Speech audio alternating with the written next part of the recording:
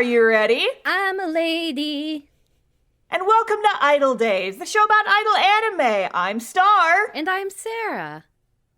And Sarah, today I would like to tell you about a show. Oh, how exciting. This never happens. It never has happened before. I've never told you about a show before, Sarah. Never. Like 70 episodes into our podcast.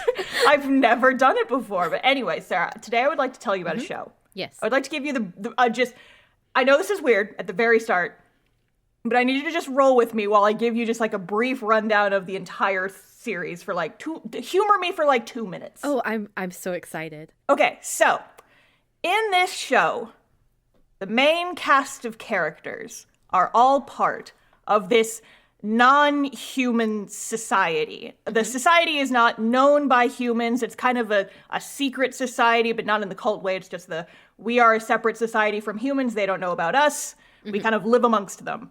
But they have very different lives from the humans that they are living amongst, right?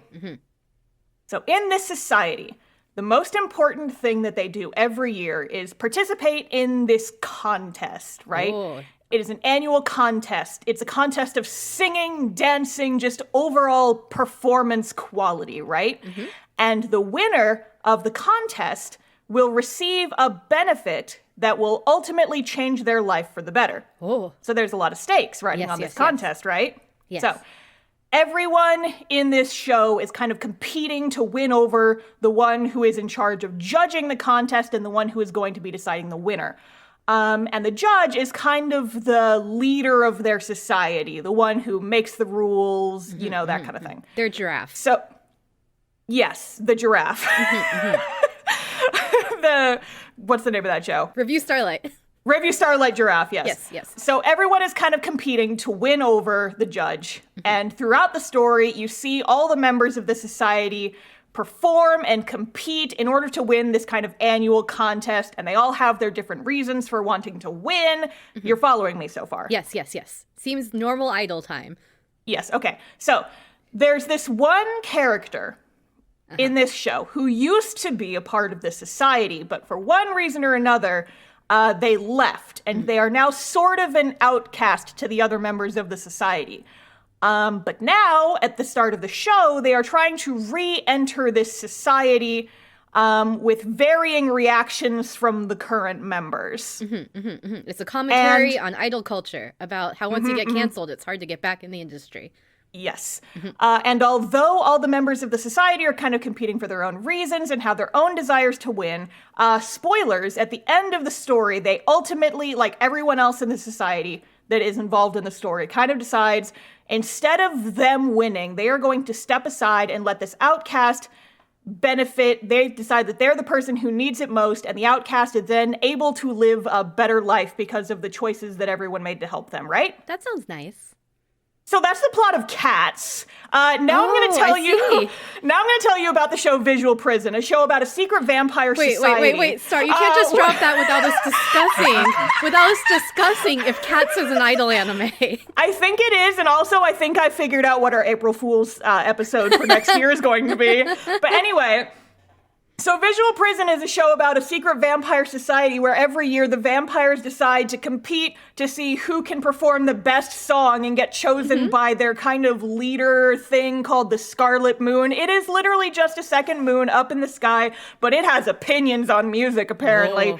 And they all want to compete because if they win, they get this thing, and it helps. And this show is just Cats with gay vampires, Sarah. How exciting. So I have seen Cats. I don't remember it because it sucks. I haven't seen the movie, like the play, I guess.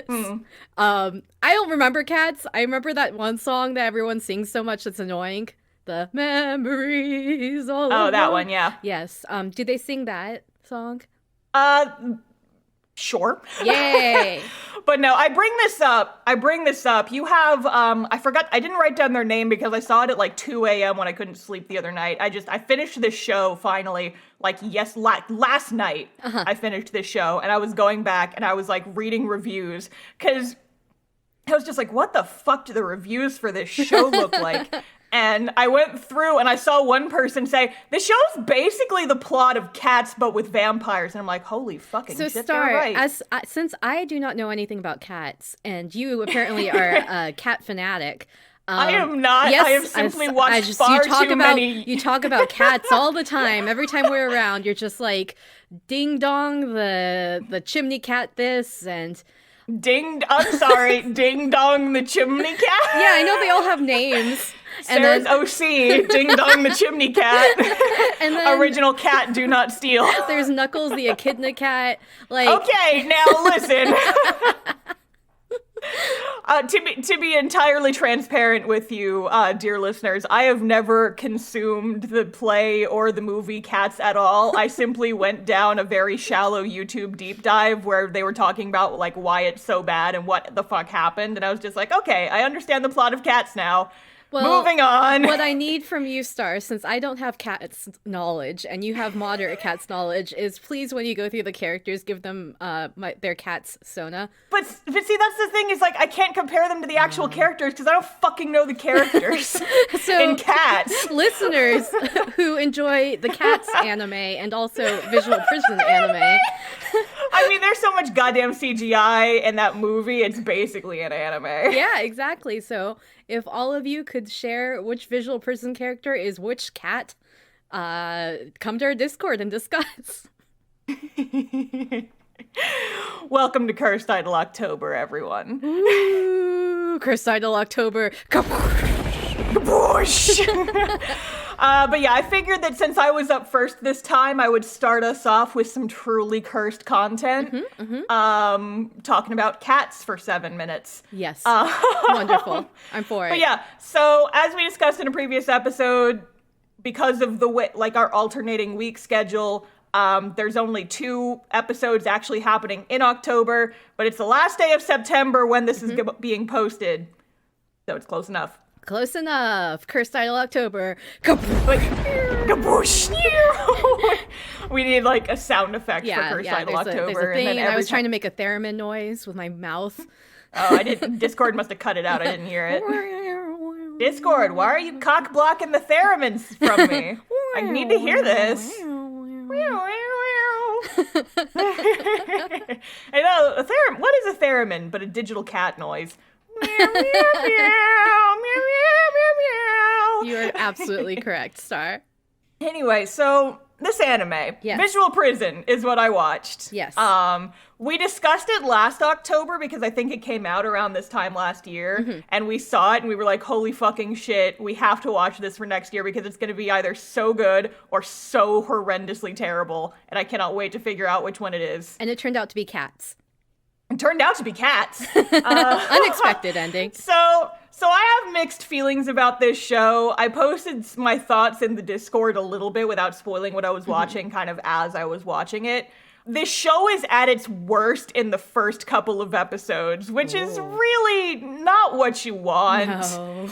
I sent you a DM at some point when I was about a little less than halfway through the show, and I said, unfortunately, the only prison in this show is the fact that I am forced to watch it for our podcast. Ayo. Because this was for me personally, this was kind of a miserable watch experience, at the very least for the first couple episodes. Yes. I did kind of come around on it a little bit. I wouldn't say that I like it, but it's the type of thing where it's not my cup of tea, but I can see why other people would like it. I think my biggest hurdle is that the writing is ass.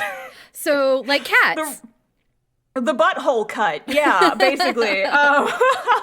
So, like, the writing in the show is absolutely god-awful sometimes, but, like, if you're able to just kind of go into this show and and just expect that the writing is terrible, but the boys are pretty, they're hot vampire boys, and they're very gay. Ooh. It's basically Twilight if there's no girls, and they're all gay, and also they're in a visual K band. And it's the plot of Cats, I understand. And it's a pot of cats, yeah. So, like, there's a Venn diagram of unironic Twilight fans and visual K fans, these two fandoms from the early 2000s that will intersect. And that is the ideal audience for visual prison. And also, if you're a fan of cats, there's like the third part of the Venn diagram for you, where it's your ideal situation.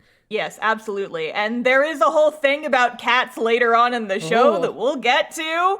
So I'll just say that if you like cat boys, there's one episode in particular that will greatly appeal to you. Don't touch that dial. But yeah, so this show was quite an experience. I was reading some reviews to kind of like test the waters and see what other people thought of it. A lot of things I saw thrown around were like, most of the reviews were left by obvious like teens who were just very, very into the aesthetic of pretty boys chomping on each other. I mean, sure. Yeah, I'm for it. That sounds great. Yeah.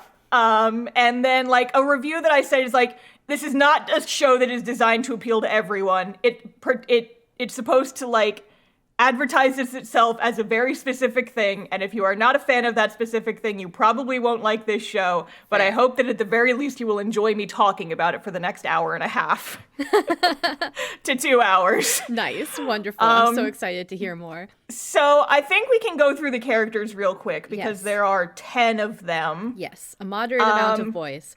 You only really need to care about half the boys. But I'll go through them by unit. So you can break them up into 3 subunits. Okay. And that's probably most of the way I'm going to be talking about them. So our main group, so Sarah, in this graphic I sent you, it's like each horizontal row is one of the units. Okay, gotcha. Yeah, so that's how you can keep track. So our first guy is Anju. It's Ange, and I have no idea how to pronounce this guy's name. Angie. It's Angie. He's Angie. Angie. Angie. No, he's Angie because he's an edgy boy, so he's Angie. Oh, Sarah, he's like the least angry character in this cast. That's why there's no R. As a matter of fact, he is probably, unfortunately, our main character. Following in the shoes of Uda no Prince Sama and other similar shows, our main character is the blandest rice cracker of them all. Oh, no. This poor boy has fucking nothing going for him other than the fact that he is a main character and he's a special boy. He's a special boy. He is the audience surrogate, but he makes Haruka Udapri look like a fully realized human being. Oh, no. He has like one moment of emotion and that's it the entire show. Oh, no. So, Anji, he's like a very average looking anime character. He's got like short, kind of like chestnut brown hair. The kind of like his bangs converge between his eyebrows. And he usually just has the 2 gray eyes, but sometimes he has 1 gray eye and 1 red eye because he's a special heterochromia boy. Sure. He's a vampire, so vampires have the red eye, so it's true. That makes sense. Yeah. Okay. So our second guy, our deuteragonist, our secondary main character, and arguably, if Anji was not here being our literal main character, Gil would be our most important character, because a lot of the drama of this show is centered around this fucker. So Gil is like what they call him throughout the show, but his full name is Guiltia. Oh, Guiltia. Because goth. Because goth. Angie and guilt, I see. Guiltia Brion. He's very French. Oh, he's so edgy. But edge French. He's a sad blonde boy with problems. He has so many problems, Sarah. I can tell. He's got like kind of short blonde hair. He's got like this one kind of like bang that kind of like swoops between his eyes and then gets tucked behind his ear. So he's like very dramatic. And he's the traumatized blonde sad boy. And if we know anything about me, Sarah, is that I love a good traumatized sad blonde boy. Read cast.com. You do, Star. I'm so excited. So he ends up being my favorite, but we'll get to him. He's the main attraction in this show, basically. Okay. He's a sad blonde boy, and that's basically what all of his shit boils down to. Guiltia. But I'm going to call him Gil because that's what everybody calls him. Okay. But it's not Gil like one would like you would shorten Gilbert. It's Guil. Guiltia. It's Gil for Guiltia because he feels so guilty over his friend dying. Anyway. Spoilers. Okay. So next up is Eve, who is the other pretty boy of the bunch. Boy in quotations because a lot of people are debating Eve's gender, not in the show, but like in the fandom. Oh, I see. People are like, you seem very feminine and cutesy, and there's this other thing that happens in like episode 8 that we'll get to. Okay. The Funimation subs use they for Eve. Okay. But according to the director, you should use masculine pronouns. Okay. So he, they. I'm probably going to go back and forth a little bit. Yeah. Sense. So is just interjecting here. Is Visual Prison anime only, or is there a game? What's the franchise? I'm pretty sure it came out of nowhere as an anime, but now there's like, I don't think it has a game, but I think it has like a series of live shows, maybe like theatrical performances. I did some very minimal Googling, but I'm pretty sure the anime was the first thing. Gotcha. No, there's no gotcha, Sarah. It's just Yet. But yeah, so Eve is our one like slightly darker skinned character. They have like white hair that's like very short, and like kind of the nape of their neck is like kind of shaved. I actually really like their hairstyle. It's neat. It's kind of like the fluffy bangs that kind of hang over the eyes a little bit.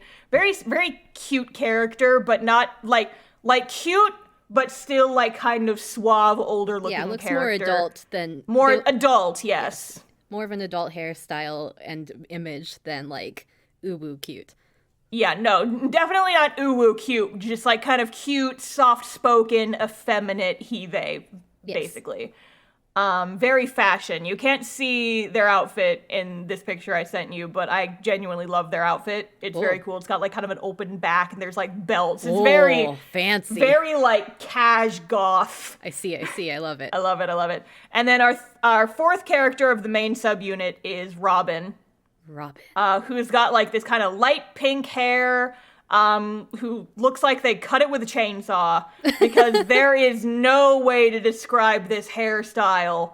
It's just kind of in their face. It's kind of pulled back. It's kind of in 4 different layers. This child is a nightmare. Oh no. This child got a haircut by a chainsaw and the stylist had their eyes closed. But their whole personality is, I'm cute and I love my brother. And who is his brother? We'll get there. Okay. That's it. And what's the name of their unit? Their unit name is Oz. Like O-Z. Okay. And we'll get to like the units and stuff. So those 4 are the main ones that we're going to be focusing on for pretty much the entirety of the show. The second unit is Lost Eden. Oh, how These edgy. are our goth edge boys. edgy goth boys. So edgy goth boys. Oh, yeah, so, like, Oz is, like, the blue unit. Lost Eden is the red unit. Oh, because they're edgy. I won't go too much into detail on them because these guys, everybody else is mostly side characters. So the leader of Lost Eden is Saga. He's Engi. He's edgy. He's got, like, red and black hair. Edgy boy. That's all you need to know about him. He's edgy. Saga edgy. Our second boy is Mist. He's got like long brown hair. He's the Megane character. He's a little bit of the Kyoya. I was gonna say this one looks like it would be also Star's vibe if I assume he had speaking roles, which I assume he has minimal of. He's a little too much of obsessed with Saga type. I see. He's a little too into his boss. He is pretty though. Yeah. He's a pretty boy. Then the next one is our other gender character, who is Elizabeth. Oh, Elizabeth. And Elizabeth has a feminine name, looks very feminine. Subs use they. Okay. In the Funimation subs, but the Asian subs use she. Okay. In the show, they always talk in third person, so no hints there. The voice actor uses he, and the director says Male. Okay. So, no, wait, that's something else. I'm not sure if we have a comment on the director for this one. I was reading the thing I said about Eve. So yeah, we stan a genderqueer icon. Genderqueer, understand any of them. Yeah, I'm probably gonna use he, they because it's easier, but shrug. Gotcha. Shrug. Yeah, so their whole thing is that, like, they're, I think, the oldest in the group. Like, you know, because vampires never age. So they're, like, 500 years old. Yes. Kind of is, like, the one who knows the most about vampire shit. I understand. I look at this character design, and I'm like, this is the one that Sarah would latch onto. Probably. I could see it. But yeah, I could also see your wife attaching, like, to this character also, because she's kind of got, like, fashionable witch vibes. She's kind of like the all-knowing one who just kind of like knows everything, literally has a magic wand, waves it around to do fashion shit. Wow. An icon, basically. I love them. An icon. Yeah, and then the fourth one is probably my least favorite character because he fucking sucks. Bleh. Sorry to the Jack fans, but... His name is Jack. Jack was turned into a vampire when he was 10 years old, approximately. Still looks 10 years old, still acts 10 years old, but is unfortunately just, it's like look like I'm 10, but I'm actually older, so, you know, all the fans who are into, like, younger characters engaging in sexy activities get a character latch onto, but it's okay because I'm legal despite the fact that I look 10 fucking years old. Yeah. Yeah, we do not stand Jack. No. But yeah, their whole thing is like, they are 18, barely. And it's, I don't want to talk about Jack anymore. Okay, I understand. And the whole group is called Eden? Lost Eden. Lost Eden. Yeah, if you zoom in on the picture I sent you, it says the subunit names on the... Gotcha. It's a little hard to read, but if you zoom in, you can see it. And then the last group, I'm probably going to refer to exclusively as a group because you never see the one without the other. This is Eclipse. Oh, full moon. Which has... Like, it's Twilight. Full moon. Yeah, Eclipse. Yeah. So these two are the fancy boys. Their unit color is kind of purple. The color that represents them is kind of purple because they're like noble royalty types. They look the most different when they're in their visual K outfits because they like literally completely changed their hair to the point where I didn't realize they were the same people. Yeah, I would not be able to tell. You would not be able to tell because, like, in the Visual K concert outfits, they both have like white hair and like entirely different hairstyles.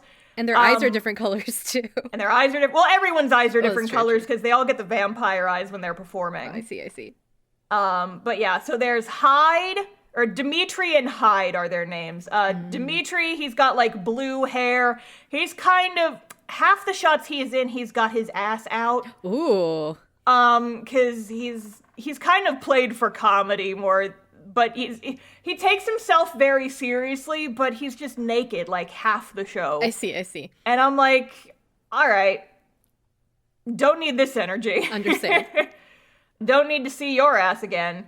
And then Hyde is kind of the straight man to his more like takes himself seriously but is an idiot type of vibes. I understand. Hyde is like kind of short blonde hair, but like it's blue on the underside, and I don't know how to describe his personality other than he's just kind of like, I don't fucking know how to describe his personality. So he's like the Jesse and Dimitri's like the James, is what I'm getting? Yes, but like more sexy and less goofy. Gotcha. Yeah. And more competent, I guess. Okay. Yeah.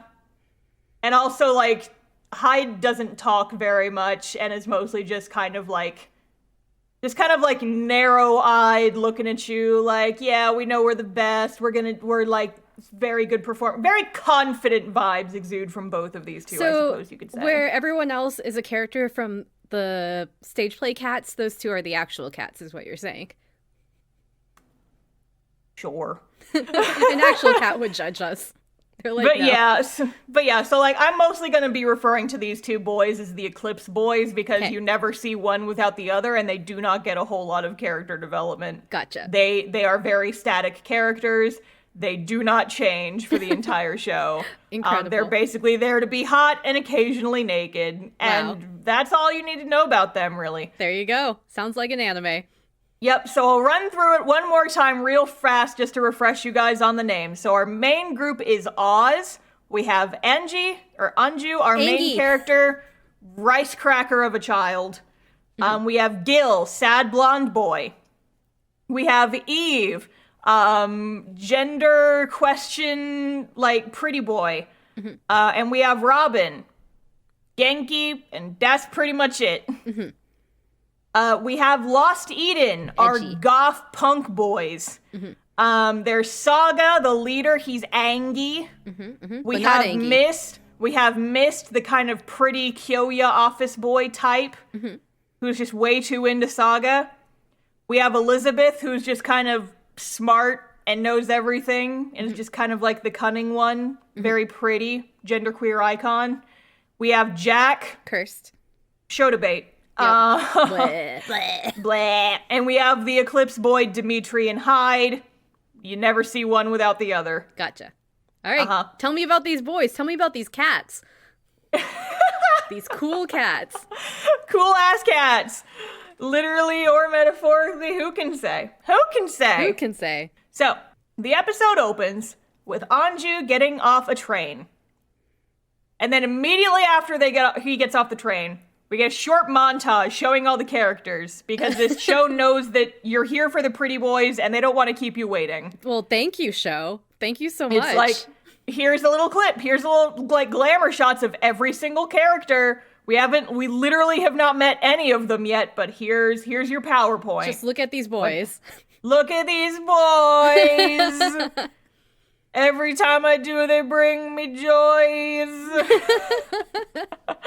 Anyway, so this anime takes place in Harajuku, which, if folks are not familiar, that's the very, like, teen fashion district of Tokyo. It's also obscenely crowded every single time I tried to go there. Yes, I remember when we went. Yep. They do not have clothes that fit me. I am too tall, unfortunately. I remember when we went to Harajuku and I was like, I'm a size medium. My shoe size is medium there. Here I have so much trouble finding shoes that are, like, small enough. And there I'm a medium. But yeah, I have one dress that I bought from a store in Harajuku, and the shirring, like kind of the elastic parts on the back to kind of make it a one size fits all. It's supposed to be at your waist. It is on my ribs. I am so sorry, my tall friend. I will just still be overjoyed cute and I wear it. that I do not have tiny feet by Japanese standards. I have average feet. One of these days we'll go back and I'll just go shoe shopping with you and live vicariously through you. And you can buy some long dresses and wear them as normal dresses. Yes. So that's Harajuku. So basically, Anju, like, puts on headphones and walks through town, and we get, like, he's watching, like, a music video from an old Visual K band, and it's kind of cool because, like, part of it's him just walking, part of it's him watching the video, and part of it is the video being overlaid on the surroundings as he walks through them. It's actually a pretty neat visual. Edgy. Very edgy. But yeah, it's like an old video. You can tell it looks like it was recorded off of VCR. It's kind of the distortion at the edges. Yeah, so you can tell it's pretty old. Like classic Visual K era. Classic era, yes. So he eventually, as the song ends, he goes up to this place called Astro Garden, which is a shut-down live house, and it's got a bunch of old posters for old bands on the wall. And he goes and he touches one, and he goes, Gil, maybe someday, ... Not that I could ever sing. Oh. And I'm like, you want to fill out the gaps in that sentence, boy? You want to form a coherent sentence there, son? He needs to be mysterious. He's mysterious. Yeah, so this is my first bullet point. The writing in this show is at its most miserable in this first episode. Because Anju spends like the entire time just being slack-jawed and watching other things around him happen. Oof. And this show kind of always feels like it's never giving us quite enough information to piece together what our main character is thinking. I understand. Like iDOL Project. Like iDOL Project, sure.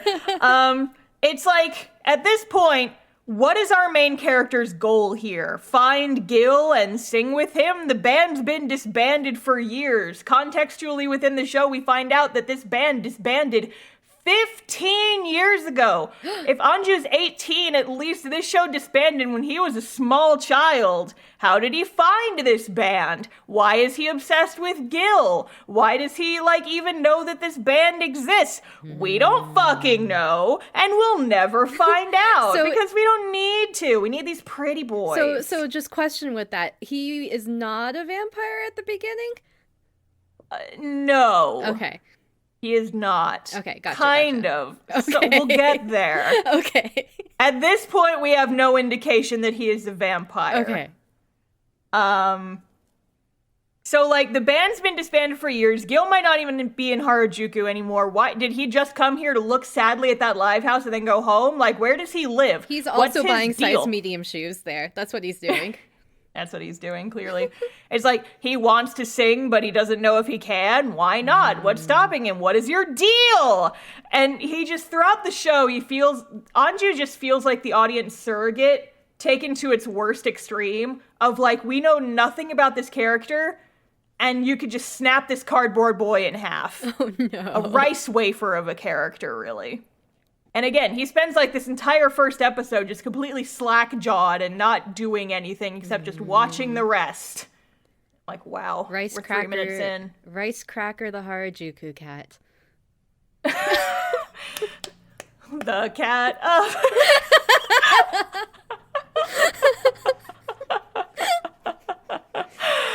Anyway, so he leaves and he's walking through town aimlessly some more. Mm-hmm. And at some point, he sees like a semi-truck pull up in the middle of an intersection. And the semi-truck has a big TV on the side of it. And it opens up and there's a band inside. Just like the instrumental people who stand behind the main performers type of band. Okay. And everyone freaks out and they're like, oh my god, it's an Eclipse concert in the middle of this intersection. Oh my god. And then above the truck is a helicopter. Oh. And our Eclipse boys, Dimitri and Hyde, Jesse and James, sort of, kind of, they are up in this helicopter. Yes, just tracks. And they do a little thing, and they're talking about, like, yes, it's time for us to put on a show. And they do, I can't call it a transformation sequence, because they don't transform. They're already wearing all the visual K makeup at the start of this little thing that they do. Okay. But basically, like, they have little matching tattoos on their forearms, and they hold out their forearms, and the tattoos start glowing, and they pull a sword out of the tattoos, but the swords are also their microphones. That's so cool. These guys are so edgy. Dimitri X Hyde forever. Oh yeah, you're an Eclipse fangirl now, Sarah? I'm an Eclipse immediately. Fangirl. This show needed to come out back when, like, Live Journal was a thing. You know, like, I feel like god, yes. I feel like this is like 10 years or 15 years too late. Mm-hmm. I mean, so is Anju, to be fair, because true. His band boy disbanded, and now I can't see him. Mm-hmm. Anyway, so they jump out of the helicopter, and they grow angel wings, and they float down. Love that for them. Because that's a thing that they can do. Love that for them. And we get our first little song and dance number. Uh-huh. And also the first instance of them using 3D. Oh. And here's the thing, Sarah. So this episode, I'll say it sort of towards the front. I'm probably not going to be able to put too much music in this episode. Because the way that I usually get music for the show is I just go find the clip on YouTube and I just download it straight from there. Mm-hmm. There's, like, no clips of this show on YouTube. But do you know what there are a lot of? What? AMVs. Oh, no. I love it. shipping AMVs. This is Sarah, just further proving this show should have come out in 2007. It absolutely should have. And Sarah, now that I'm thinking about it, you should have watched this show, honestly. I feel like you would have been so into this. I probably would be. I'm already into it just from you telling me about it. I can't wait to cosplay Elizabeth. Oh my god. I will. Listen, Gil has like the turtleneck sleeveless shirt that I love so much. Yes! Visual person group going. Let's fucking go, alright? Let's go. But anyway, so they have some 3D animation in some of the concert sequences. Not all, but some of them. The 3D animation, if this came out 5 years ago, it would have been considered pretty impressive. But now it's just kind of, Gotcha. Middle of the road. Middle of the road, pretty average. It's a little stiff. And it doesn't, like, it blends with the 2D. But you can still tell that it's 3D and the movements are kind of stiff. And it's middle of the road, yeah. Gotcha. But yeah, so as they start performing, oh god, I have to read this bit out. Oh, I'm so excited. All the people watching, okay, how the fuck do I describe this? So whenever they are performing, the visuals go from whatever they're performing to kind of like it's not a hologram, it's magic, but they're the only ones that can see it, theoretically. And it's just like the secret little vampire dimension that they perform in, and that's what we're watching when they do their concerts. Oh, I see. And inside it's like if you put, like rose-colored glasses, it's like that, but it's vampire dimension-colored glasses. Yes. It's like we, the audience, we, the viewers, are seeing this vampire dimension. They are seeing the vampire dimension, but it's not diegetic. You would imagine, like, if people were actually watching this concert, they would not see the vampire dimension. I understand. So it's like that movie, They're Here or whatever. The one with the glasses. I'm gonna have to take your word for it because this does not sound like a movie that I have seen. They Live, that one. With the aliens. Haven't seen it. I will not watch it if there are not hot vampire boys in it. There are not hot vampire boys, then I will not be watching it. You've probably seen memes from it, though. Oh, probably. Anyway, so, in the vampire dimension, instead of having an audience, the audience just kind of turns into these little ghost orbs. They just kind of glow. Spooky for Cursed Idol October. Ooh. Yeah, it's like, oh, it's an orb! Ghosts confirmed! But yeah, so honestly, I think the reason they probably did this is because the animators didn't want to have to draw crowd scenes, which, to be honest, valid. Yeah, fair. Let's do it. I'm for it. But also, Anju does not turn into a glowing ball of light. He is just kind of standing in this sea of glowing orbs and just kind of watching, again, completely slack-jawed. Just being like, wow, they're performing. I see. Wow, I have no personality. Wow. I'm Anju. What the fuck am I doing here? Wow. Anyway, so after Eclipse finishes their song, our second group, Lost Eden, barges in. Our goth, edgy punk boys. Edgy boys. They barge in and they're like, hey, we're also here. Fuck you, we're gonna fight. Oh, vampire battle. And they do the same not transformation sequence, but they all have tattoos on their chests that are covered with their clothes so we can't see them, but they pull their sword mics out of so they don't take their shirts off? What's the point? I know! 3 out of 10 anime. Said. Come on, get your shirt off, boys. It's like they take every other opportunity to, like, pop open a character's shirt collar or chomp on their neck. You think they wouldn't, like, pull their shirt down and show off, like, a little bit of that titty when they're taking their swords out? Bullshit. Yeah, I'm gonna rate this anime low now. We need the titties. We need hot vampire titties.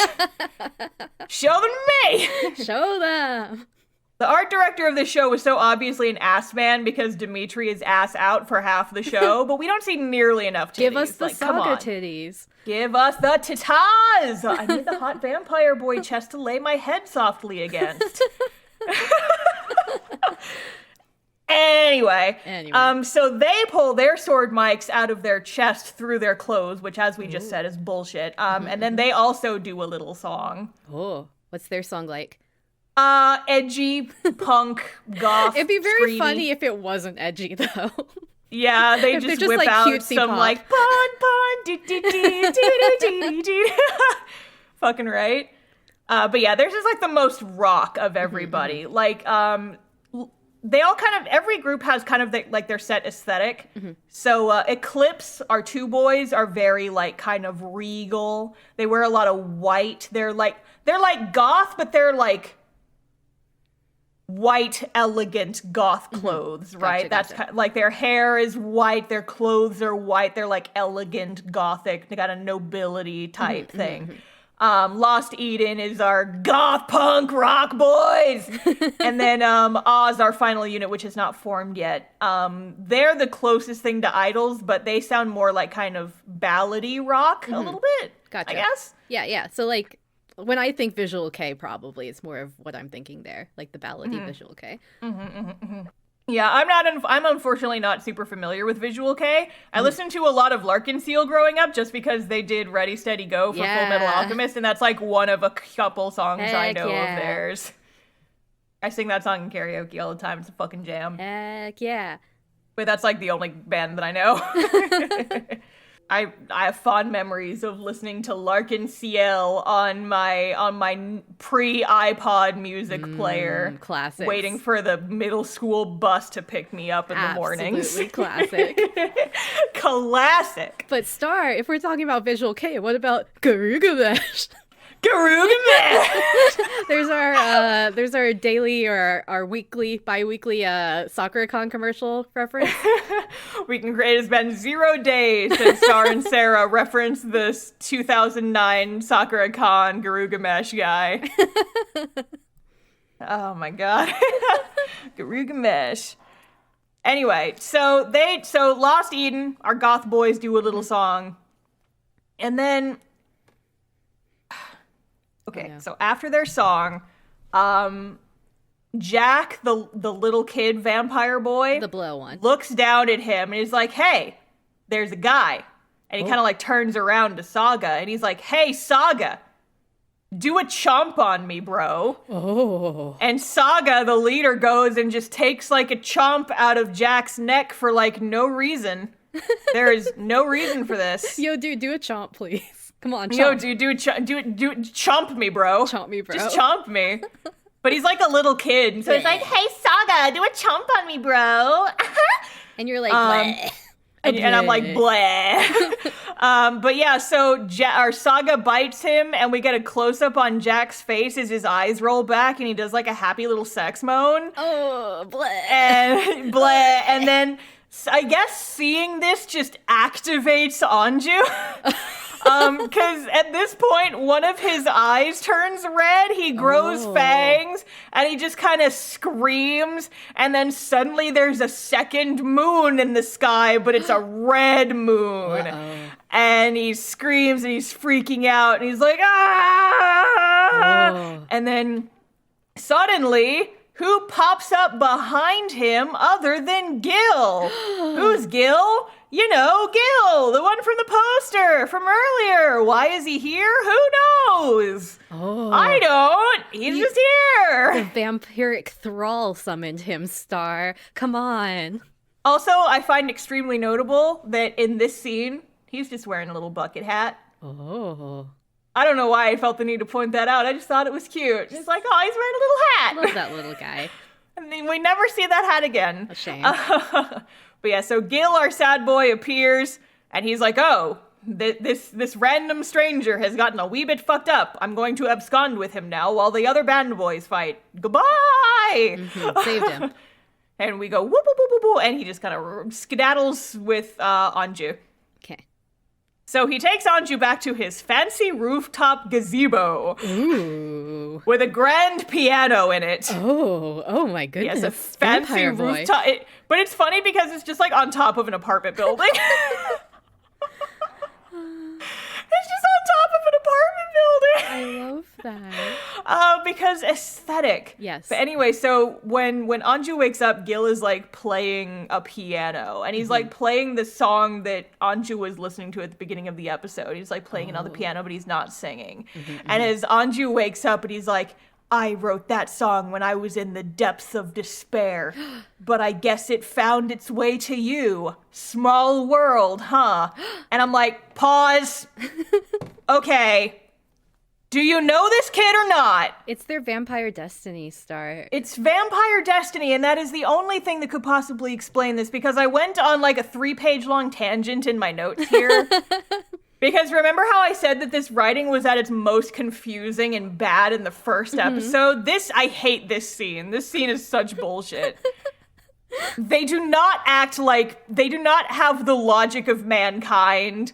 And so I cannot follow this conversation at all. They're vampire soulmates. Apparently. So like, he is talking like he knows Anju, but he does not know Anju. They have never met. He has no idea who the fuck Anju is, and that is canonical because we get further context later. Yeah. He has no reason to know who Anju is at this point. It's the vampire soul connection. Stop. They're meant for each other. Sarah, no. They're lovers for all eternity, Star. Shut. I hate it.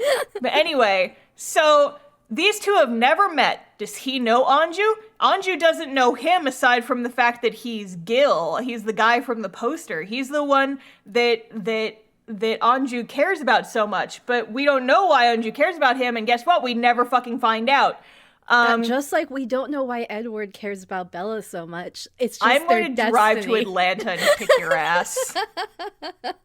But yeah, so like, does he know Anju? Anju doesn't know him aside, like, he knows of him, but he doesn't know him. We are given no indication that they should know each other. So why does Gil act like he know this kid, and why doesn't Anju question it? All questions that will go unanswered. This scene could have been intriguing, but Anju doesn't ask the reasonable or right question. Gil talks to Anju like they've already met, but they clearly haven't, and Anju never questions Gil saying some of the things that he says in this scene. Anju asks Gil if he's going to sing. There are so many other questions you should be asking right now, like, where are we? What's going on? No. Why did you save me? He doesn't need to know these things. He knows in his heart, which is that they're soulmates. And all he needs is to hear the voice of his eternal lover.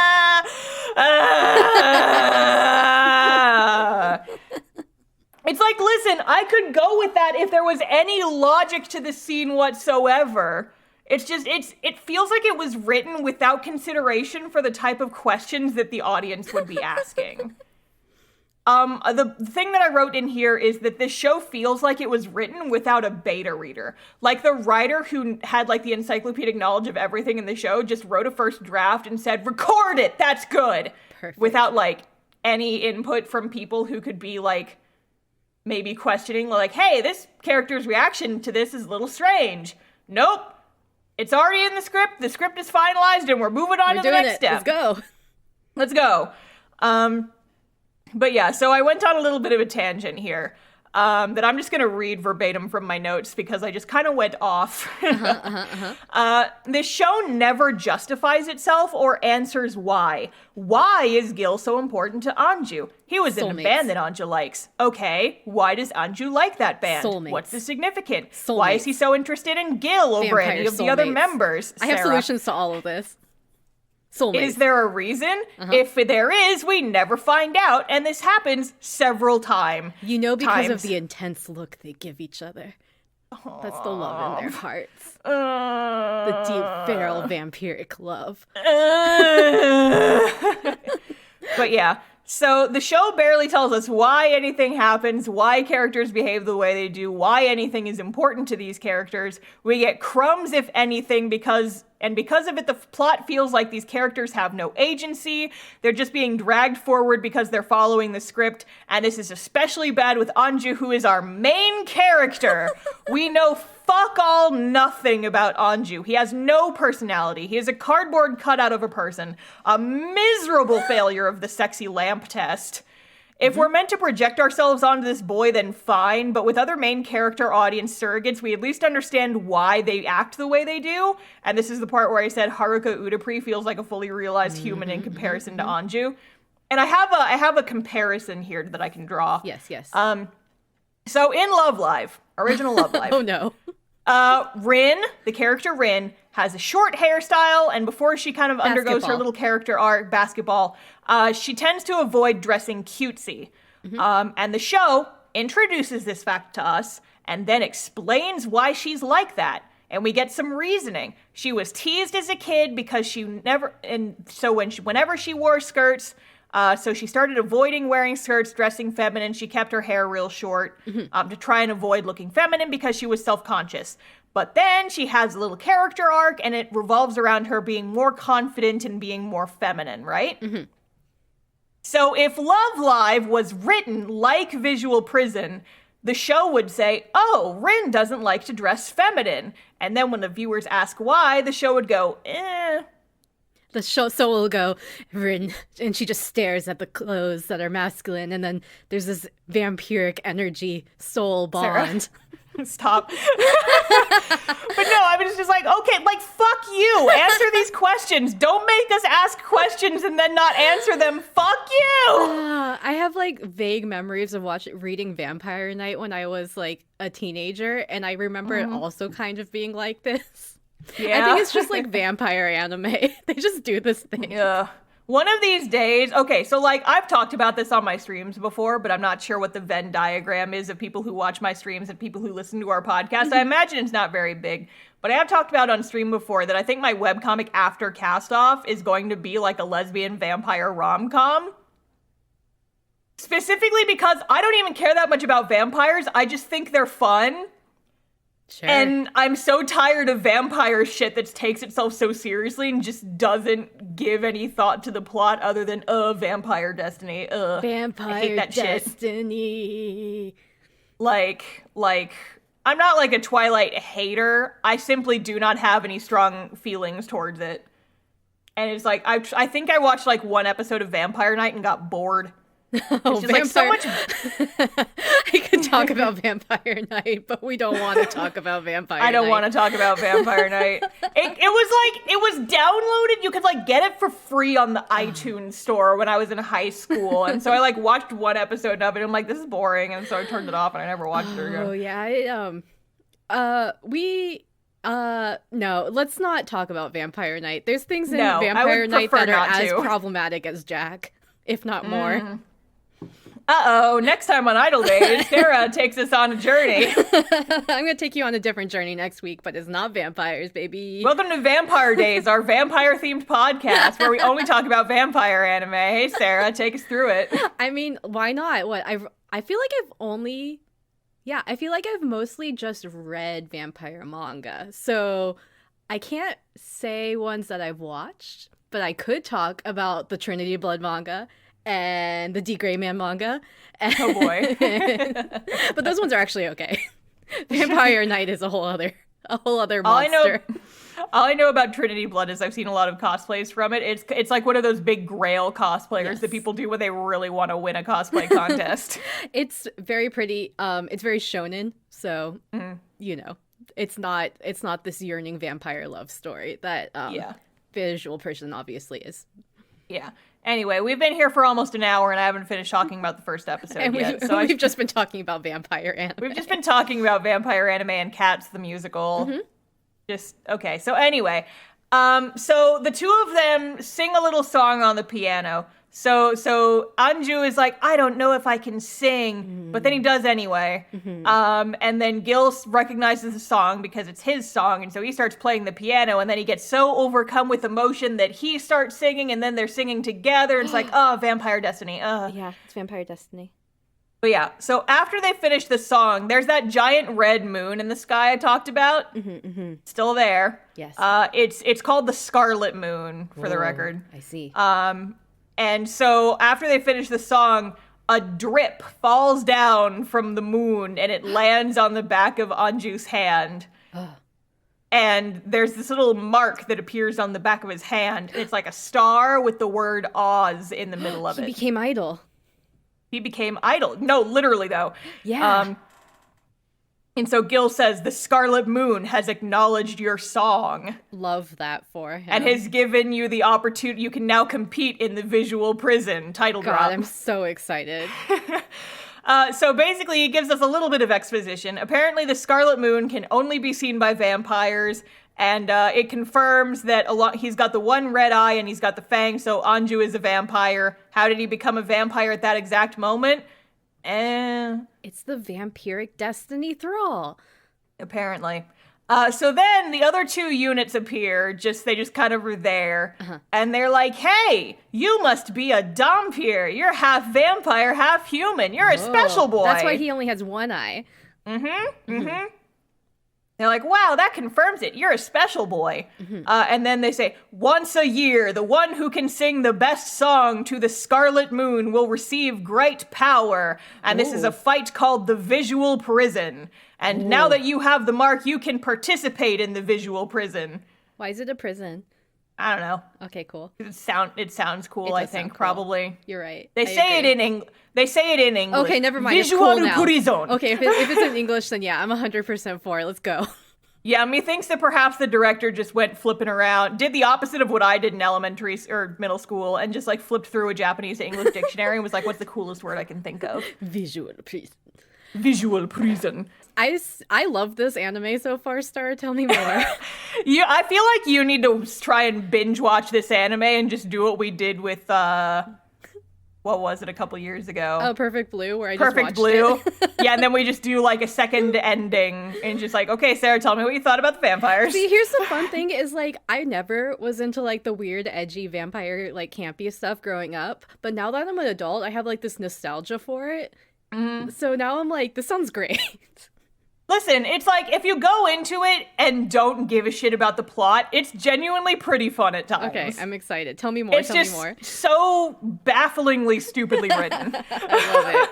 And you know me, I care a lot about writing. If I'm going to spend my time watching a show, I want the story to be good, and this is not a good story, but the characters are pretty, and it's fun to laugh at. I am definitely someone who enjoys character over plot, and I'm enjoying this so much. It's very camp, as one review I saw described It's what it seems like. But yeah, so Anju's like, oh wow, Gil, will you sing with me? And Gil's like, I lost my ability to sing, despite the fact that I just did. So whether or not you participate is up to you. Episode 2. I'm so excited. Yep. So Anju wakes up in Gil's house. Ooh. Note that we don't see him pass out. He is just there suddenly. Yeah. And he is being tended to by Eve. Oh. Our gender shrug character is here. Yeah. And so he is apparently Gil's roommate. Okay. Oh, roommate or roommates? Just roommate. Oh, okay. Oh, it's fine. Yeah. Sarah, oh my God, we can't ship roommates. Eve and Gil together because then that would mean that Eve is getting in the way of Anju and Gil's romance. Here's the thing is if I also know anything about like mid to late 2000s vampire media, love triangles are a big part of it, actually. Yeah, there's not really any of that in this, Team though. Edwards, I guess. Nah, there's not really much going on between Gil and Eve, really. Okay. I mean, you could probably read into it, but I certainly didn't. I will watch it and write my own fan fiction. Sure. But yeah, so Eve is just like, yes, welcome to the Vamp House. That's not what they call it. That's what I'm going to call it. I'm going to call it, the house they live in is the Vamp House. Vamp House. It is the apartment building. Oh, the It's whole not building? an apartment building, but it looks like an apartment building. Gotcha. Especially from the outside. And this is the place like where the gazebo is on the roof. Okay.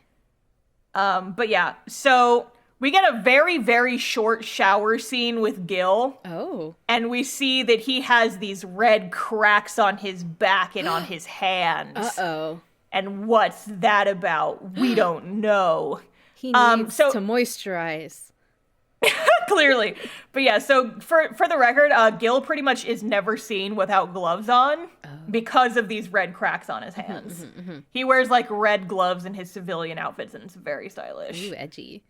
Very fashion. Anyway, so Eve gives us a lot of exposition. Okay. The episode 2 is basically just exposition the entire time. That makes sense since they only spoke in half sentences the first episode, so sure. Oh yeah. So Eve basically sits down and explains vampire society to Anju. There's 2 big rules. Vampires cannot feed on humans. That's and nice. You cannot tell humans about vampire society. Okay, vampire rules. And if you break the rules, your heart will shatter and you die. Oh, like die for real, though. but not like for real, because they play real fast and loose with these rules throughout the show. And Eve actually even says, it probably won't kill you if you do it just once, but let's not try and find out, It'll kill your career as an idol. Oh, shit! I almost reached from the air horn button on my stream deck. That doesn't work in our podcast. No, and also, we are in Crystal October, so that instead of an air horn, we need to get, like, the thundercrack noise. True. I'll see if I can remember to add that in editing. All right, so basically I have a little sub-note here that says, from the writers, we can't have them die anytime we break the rules. That would be terrible. How can we sell merch of these hot boys if they die? So they'll just get a little fucked up later, and to a varying degree, depending on how much we care about their character. So we'll get to that. If I, as someone who has watched all of Buffy, believe that when someone dies when they're a vampire, that means they stay dead, that, like, there's no way. Oh, Sarah, it's not even that. It's like... They play so fast and loose with these rules of vampire society. Like, sometimes it kills you and sometimes you're fine. Love it. It literally just, like, depends on the character. It's so fucked. Love it. Anyway. So they basically kidnap Anju, and they're like, you have to stay here because you can't control your powers. Literally what powers, though? And so you should stick with us for a while. And Anju's just kind of like, Yeah, love it. He just goes along with it. Little paper boy blowing around in the breeze. Paper boy the idol cat. Yep. And then just keep coming up with these. No, we're gonna write them all down. So Eve then gives Anju like this little wooden box and says, take this to Elizabeth, the vampire most knowledgeable about the ancient ways. Right, because they're the old one. They're the old one and the most beautiful vampire. Agreed. Elizabeth, the gender cat. Elizabeth, the gender cat. We steal Elizabeth, the gender cat. Yes. They are a gender, and I appreciate the gender. Anyway, yeah. So Anju goes to Elizabeth's house, and Elizabeth's house is also like a fashion boutique. Love her. Yep. And so Jack is also there, our little Shota boy. Hate him. Him, like Ugh. gritted teeth, Dinkelberg face, Jack. You have to imagine me making that face every time I say his fucking name, because I do not care for this character. Me too. But yeah, so he's like, oh, so you're a vampire? What kind of weaknesses do you have? You must be like some kind of super old vampire, because you can't even handle like crucifixes and silver and shit. Hey, do you want to like lick this blood off my finger? Ew. And then Anju, on the side of blood, goes a little bit feral and like pins Jack to the wall and like punches a hole in the wall. And he's just like, I'm a vampire. And then he just passes out. Oh, too bad Jack and I'm like, didn't get murdered. Well, that's useless, but okay. So then he wakes up from his blood fury. And he's got his shirt off because of course he does. Yeah. And Elizabeth is like crouched over and like examining him with like his little magic wand. And so you see like Anju's heart just kind of projected on his chest as a visual. Ooh. And Elizabeth gives some more exposition. Apparently vampires, when you turn into a vampire, your heart crystallizes and you stop aging, which honestly pretty cool. That's pretty cool sounding. It's pretty fucking cool. So Anju's heart is literally like half normal and half crystal, like right down the middle. Oh, cool. And so then Beth gives some more exposition. Vampires are not allowed to feed on humans, but they can feed on other vampires. Oh, so it's just like cyclical. It's you just gotta do the suck on your homies. Just suck your homies. Just suck your homies, bro. It's not gay if it's your homies. Fellas, is it gay to suck your homie if you're both vampires? The answer is yes, but not for the reasons you think. Anyway, so the box that Eve gave to Anju and told him to bring to Elizabeth contains a little red crystal in it shaped like a teardrop. It's called a scarlet tear. Oh, like the thing that came out of the moon. Yeah, it's the prize that people get when they win the visual prison contest every year. I see. It's like the championship belt. It's the championship belt, but yeah, it's like a little crystal about like 2 inches long and it's teardrop shaped. Ooh. And apparently, these are like a big source of power, and if you get 10 of them, you can quote unquote make a miracle happen, and we'll get back to that in just a So second. like Dragon Ball. Like Dragon Ball, like cats. Like cats. Sort of, kind of. It's more Dragon Ball. In cats, basically all the cats are competing for their right to die and be reborn. So like Fate. Sure. I'll just take your word for it because I've never seen or engaged with Fate at all. Well, it's kind of that. But yeah, so apparently when you get 10 Scarlet Tears, you can do stuff.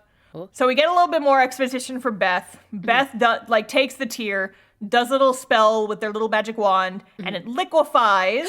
Anju drinks it, and his scarlet eye goes back to normal, and now he can control his powers. Okay. Convenient.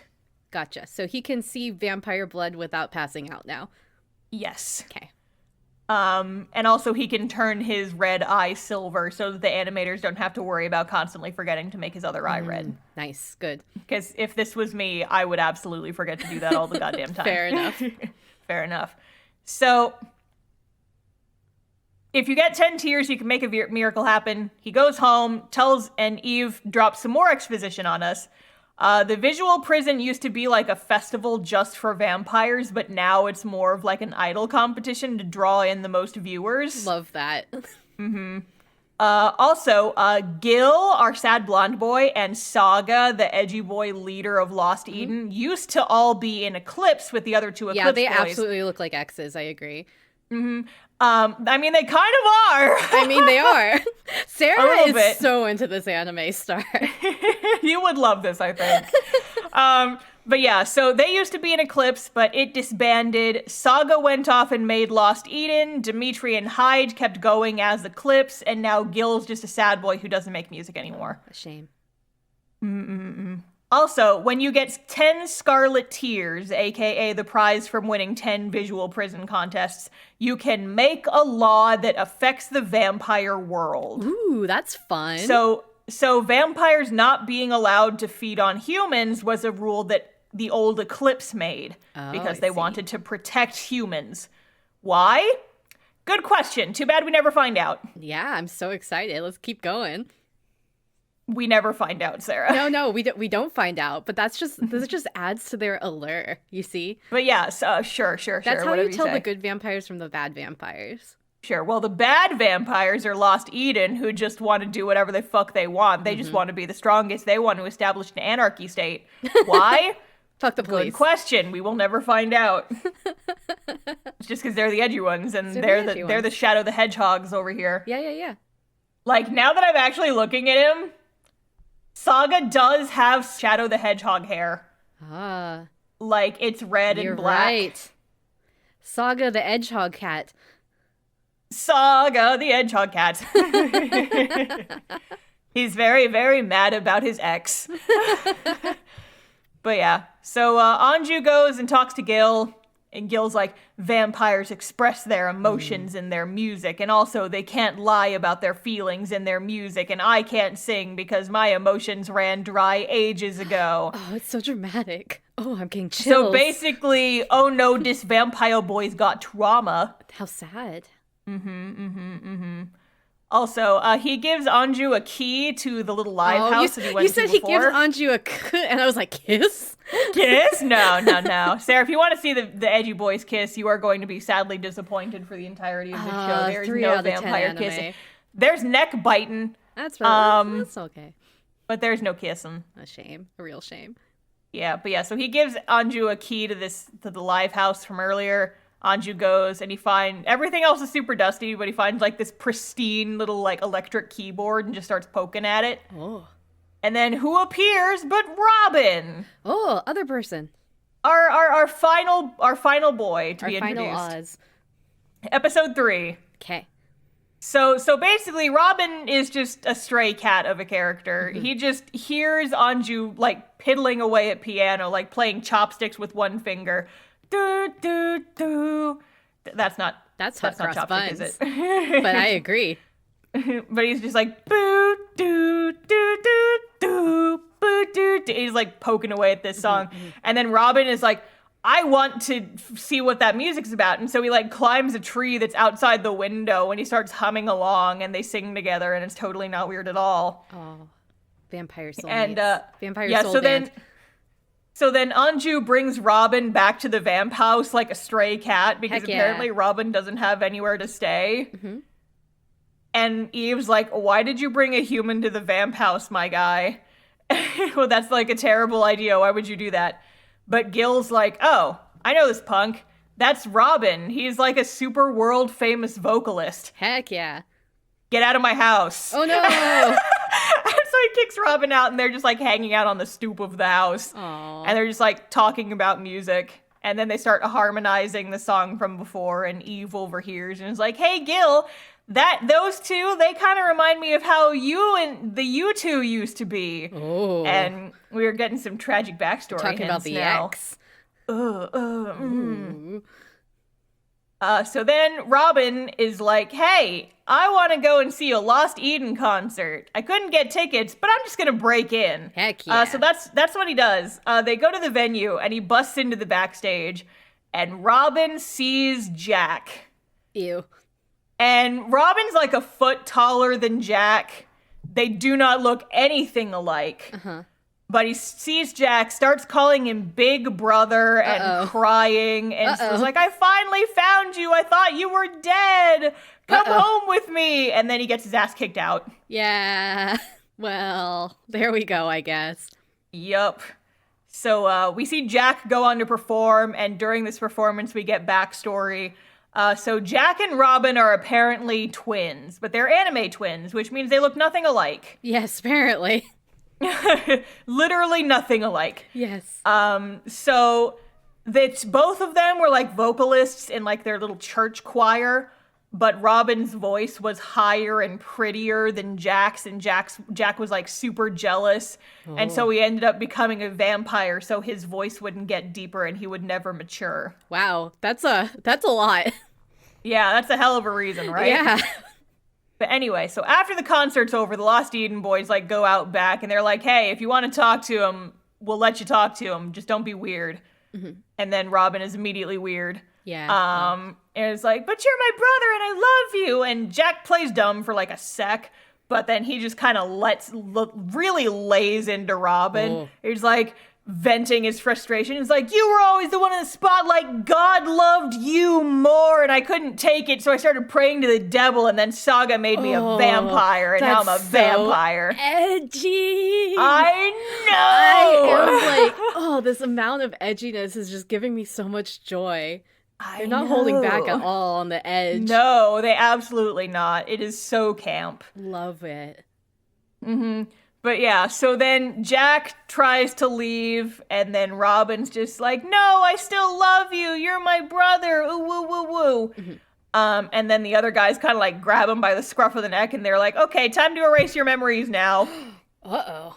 And then Robin's like, no, if you're just going to erase my memory, I don't want to live in a world without my brothers. So instead of erasing my memory, you should just kill me. And then Jack's like, okay, well, what if we do the opposite of that, actually? And then bites him and turns him into a vampire. They don't kill him, they undead him. They undead him. And it's like, it's really needlessly sexy. They are biological brothers. Stop. Yeah, so far And all of the neck bitings has been Jack involved, and I'm not for it, honestly. I think this is the last time. Okay, thank you. Thankfully. But yeah, so it's like, he's just like, they go kind of into the hologram vampire dimension, so it's just the two of them for a second, and Jack like reaches into his shirt and pops the buttons open real sexy, and then it's like, oh brother, and then he's like, I'm gonna take a little chomp of your neck now, ka-chomp.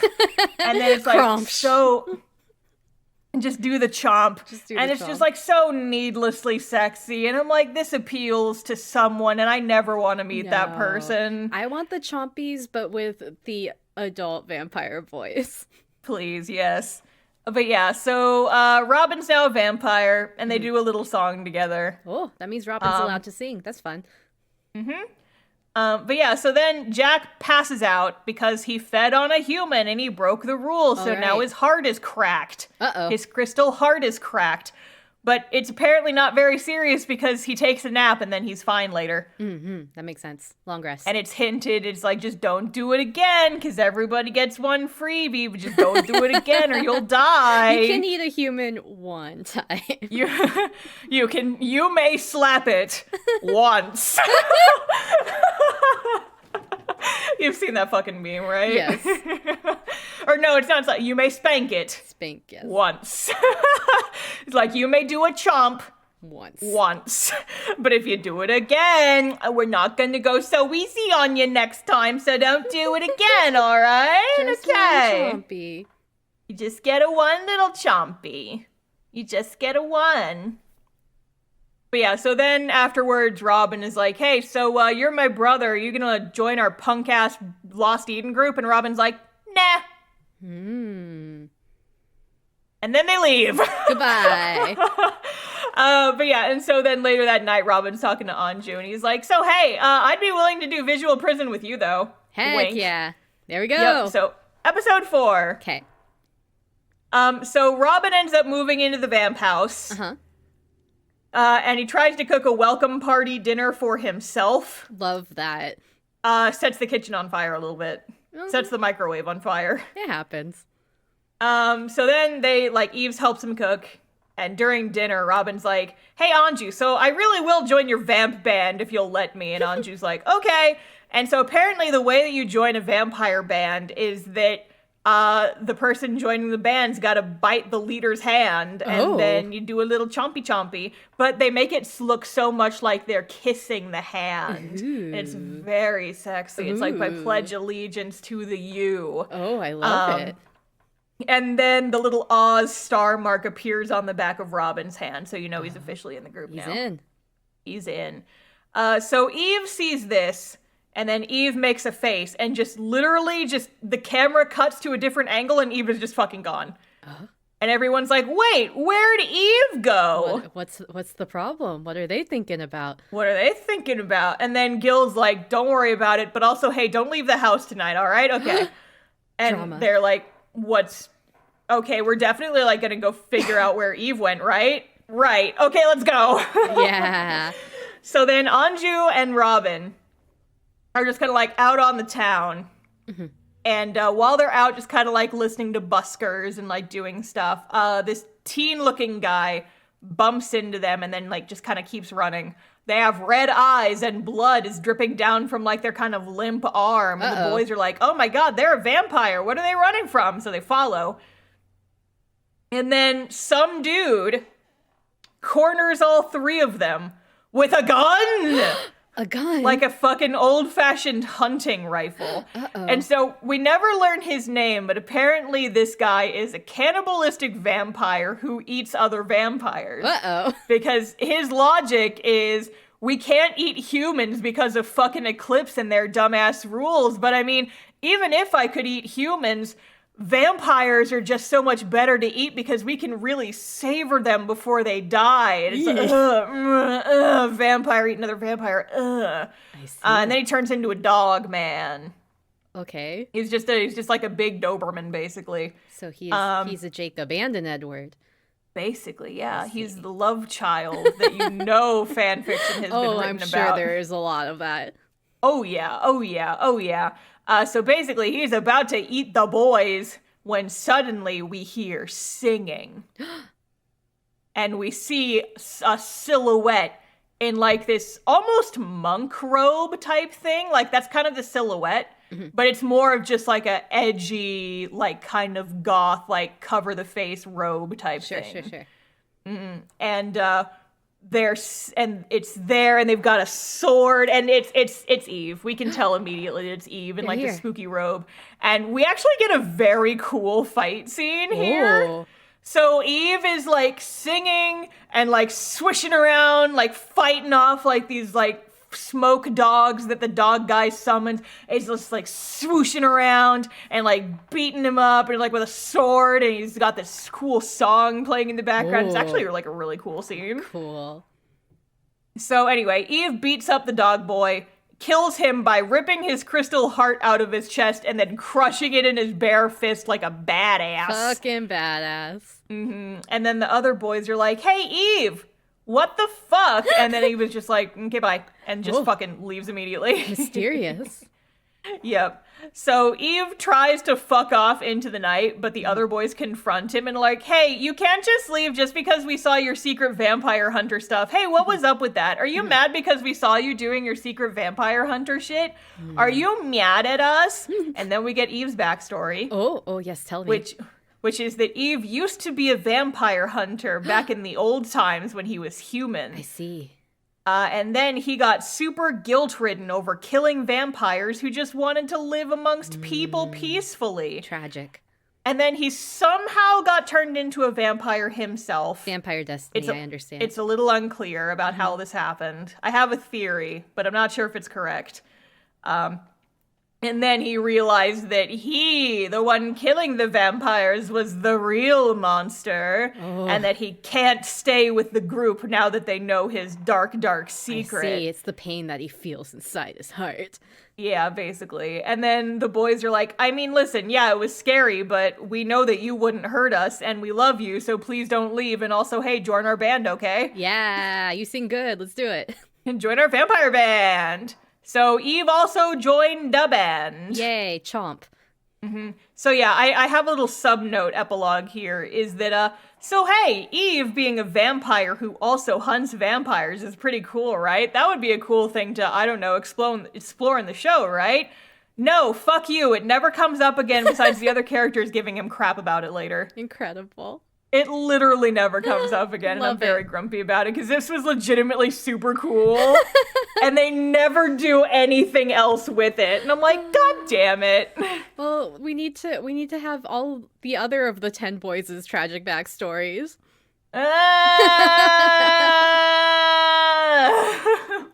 It's just like, there's exactly 2 really, really cool fight scenes in this show. Mm-hmm.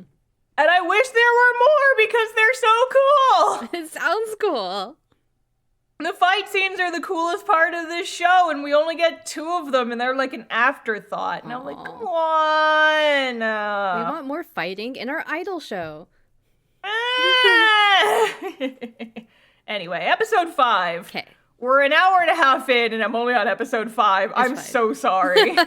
We did take like an hour to talk about the characters, so. And just vampires in general. Yes. We spent an hour on introducing the characters in the first episode. Ugh. Ugh. Anyway, so episode 5 opens on Gil having a dream. Oh. He's playing piano on the rooftop gazebo, and there's kind of a scruffy dude with dark brown, with like kind of long brown scruffy hair, and he calls him Yutaka. Oh. And he's like sitting in a cardboard box writing sheet music. Oh, is he the cat? No. Okay. He's a dude. Okay. But anyway, so then in the middle of this flashback, Gil starts like clutching his chest and the red cracks start appearing, and then he wakes up. Uh-oh. It was a dream. Uh-oh. And then I wrote in my notes, Star loves a good traumatized blonde boy. Ew. Castoff-comic.com for more traumatized blonde boys, baby. Let's go. So yeah, anyway, at breakfast, Gil talks to the rest of the boys. So apparently the actual for real visual prison is on Halloween night. Of course. When else would it be? Yeah, like the last night of... They never call it Halloween. They just say the last night of October is when the Scarlet Moon is at its most powerful. I am so happy. This show, I'm so happy right now. But yeah, so they're like, yeah, you only really need to perform then for it to count, but he pretty heavily implies that you should still do other shows. Sure, right, yeah. So Gil's like, anyway, if you're gonna be doing shows, you're gonna need outfits, and he sends them off to Elizabeth's place. Yes, let's go. So they go over to Elizabeth's place, and Elizabeth is like, what color do you want your outfits to be? What color expresses your emotions most clearly? Pick your image color. Pick your image color. And then Anju says blue, and during like the discussion, he's kind of like already including Gil in the group, despite the fact that Gil has not done the hand chompy and joined the group yet. He's like, yeah, Gil's gonna join. Yes. He hasn't said it, but I've seen the script. He's gonna be in the group. We have this Vampire Destiny, so... Yeah, I was like, Vampire Destiny. You know all about that, right, Elizabeth? You're like the oldest one here. You know about the Vampire Destiny. And Elizabeth's like, yes, of course I know about the Vampire Destiny. Who the fuck do you think I am? But yeah, so then in the middle of this, the Eclipse boys, the two of them show up, and they drop some more exposition on us. They have 9 Scarlet Tears already. Ooh, they're almost and there. They're like, and when we win this year, we will get a 10th Scarlet Tear, which means that we can impose a new rule onto vampire society in the service of protecting the humans. Oh. We never find out what this rule would have been, by the way. I guess that's spoilers that they don't win, but whatever. What? The side characters don't win? What? Madness. Anyway, so that night, Anju talks to Gil about his parents, or rather the fact that he doesn't know anything about his parents. And Anju's like, I never knew my parents because they died when I was young, and my grandma raised him. And I liked to sing all the time, but it made his grandma sad because it reminded the grandma of Anju's mom / the grandma's daughter. Gotcha. And so he just kind of exposits to us. He's like, I felt like I never fit in with humans. And now I guess I understand it's because I'm a vampire. And I'm like, wow, I wish we could have, seen any of that to, really drive that home and make it so it's not just a tell thing that he tells us. But sure, can't waste backstory on this boy not being amongst his vamp bros. Anyway, so Gil... Gil is reminded of his tragic flashback friend. Yes. And we get a flashback of the tragic flashback story. Yes. So apparently, Gil used to be an Eclipse. Like I said, it was him, Saga, and the 2 existing Eclipse boys. And they were all together in Eclipse. But Gil was having some trouble with, expressing his feelings in his music because, like I said earlier, vampires can't lie about their emotions in their music, and Gil's just like, I don't know what I want to do, but... I'm a vampire. I don't know what to do. I'm a vampire. I'm gonna be sad. But yeah, so he ends up just kind of chilling outside and just humming in the rain outside of this house, and the house ends up being Yutaka's house. I love this. And Yutaka pops out of the door. He's like, "Hey, you sound troubled, guy. Let's make a band together." Ooh.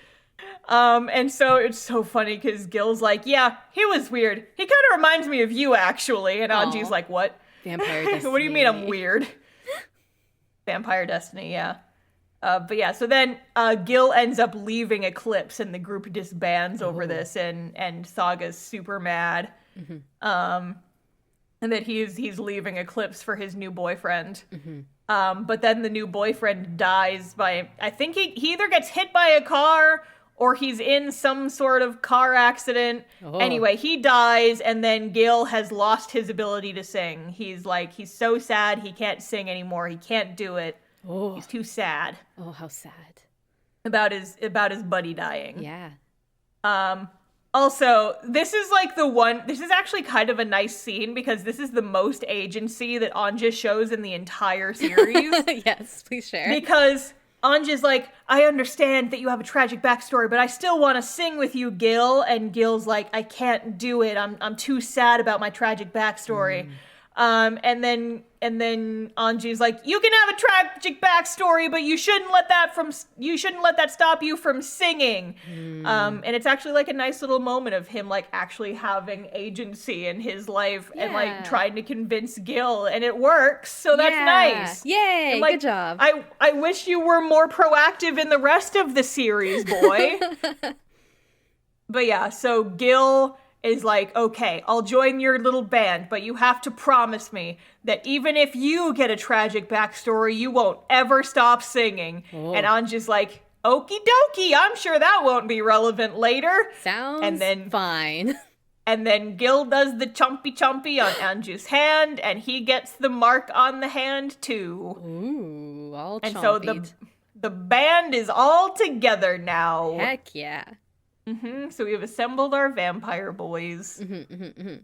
So episode 6. Oh, sorry, I forgot. There's an after credit scene that kind of gets exposited on at the beginning of episode 6 anyway. So Astro Garden, that live house that Anja has a key for, suddenly a countdown appears like on the TV screen outside of Astro Garden. It's countdown for like a week from now. And we find out that the Eclipse Boys started this countdown because they're like, oh, hey, Gil, you joined a group. Do you want to do a debut performance? Okay, sure. Here's a countdown to it. We'll let you use the Astro Garden place. Here, this is our gift to you as our past bandmate. We're going to help you debut by starting this countdown and getting people excited about it. Bing bong. Ping pong. So that's the thing that they do. Anyway, so the Oz boys see the countdown when there's only like 2 days left, and they're like, wonder what that's for. Yeah. And Gil's like, that's for our debut performance. And Eve especially is like, why didn't you say something sooner? What the fuck? Or what? He's like, bro, why do you just do shit without telling us? What are you doing? But yeah, so now it's time for the good old-fashioned handing out flyers at the train station scene. Love it. Love it. Classic. Except that Robin's like, this is really old-fashioned and isn't going to work. We should do some social media marketing instead. Here, Anjid, record a video of me. Why can't they just use their vampire thralls? Because that's not a thing that they have, Sarah. That's a shame. If that's a thing that they have, it's never mentioned in the show. A shame. But yeah, so Robin goes and is just like, hey, everybody, you want to know what that countdown above Astro Garden's about? Maybe I'm one of the members, and I'm going to do a little song and dance about it, and then I'm going to throw posters into the crowd, and you guys should come to our first concert. Oh, and yeah. This manages to work. It goes viral. It gets like 100,000 views on Twitter. Which, yeah, because they're vampire pretty boys. We need to see. They're vampire pretty boys, yeah. But yeah, so the next day, their costumes get delivered. And then the night before the concert, Gil tells them that this will be their first visual prison, so they have to give it their all. And then I get a little confused in the notes, because like, well, wait, I thought the visual prison was in October. I guess they just call all performances visual prison, but only the one in October is the one that actually matters for the contest. Okay, so we're not at the big one right now. We're not at the big one. This is just a random they just call all of their concerts visual prisons. I see. But the big visual prison, the one that they actually care about, is the one in October. And I'm like, you should have given it a different name then. Yes, they should have. You should have called it like the Grand Prison or something. This one is the visual jail one night stay, and the other one's visual prison. Yeah! Yeah, so this is visual jail. Visual prison's not for a few more months. Yeah, exactly. But yeah, so before they do the concert, they're backstage doing their stage makeup, because, visual K-bands gotta have the dramatic stage makeup.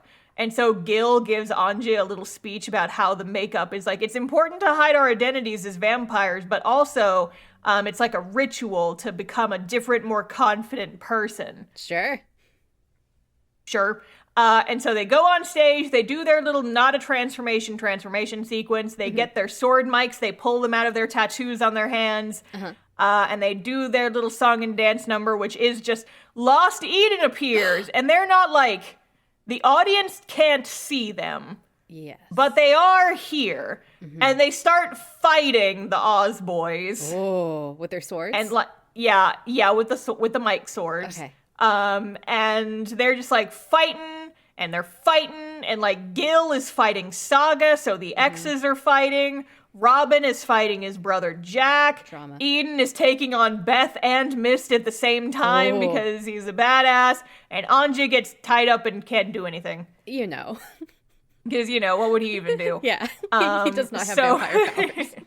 Yeah, so he eventually, breaks out of, the little misty, things that are wrapped around his arms, and he starts singing, and then the world, it was blue, and then it turned red when Lost Eden appeared, and then it turns back to blue because Anju's just so powerful, he can overtake the visual jail. I see. But yeah, and then Lost Eden, or the Eclipse boys show up, they break up the fight, and then Lost Eden leaves. And the crowd just didn't see any of that, and they just start cheering. Because they're like, wow, that sure was a good show. Nice concert. Good show, boys. Good show. Good show, Vampire Boys. So, episode 7. Okay. So, this episode is fucking weird. This is a Lost Eden episode, for the record, just for all of them, but mostly for Mist. Because he needed character development.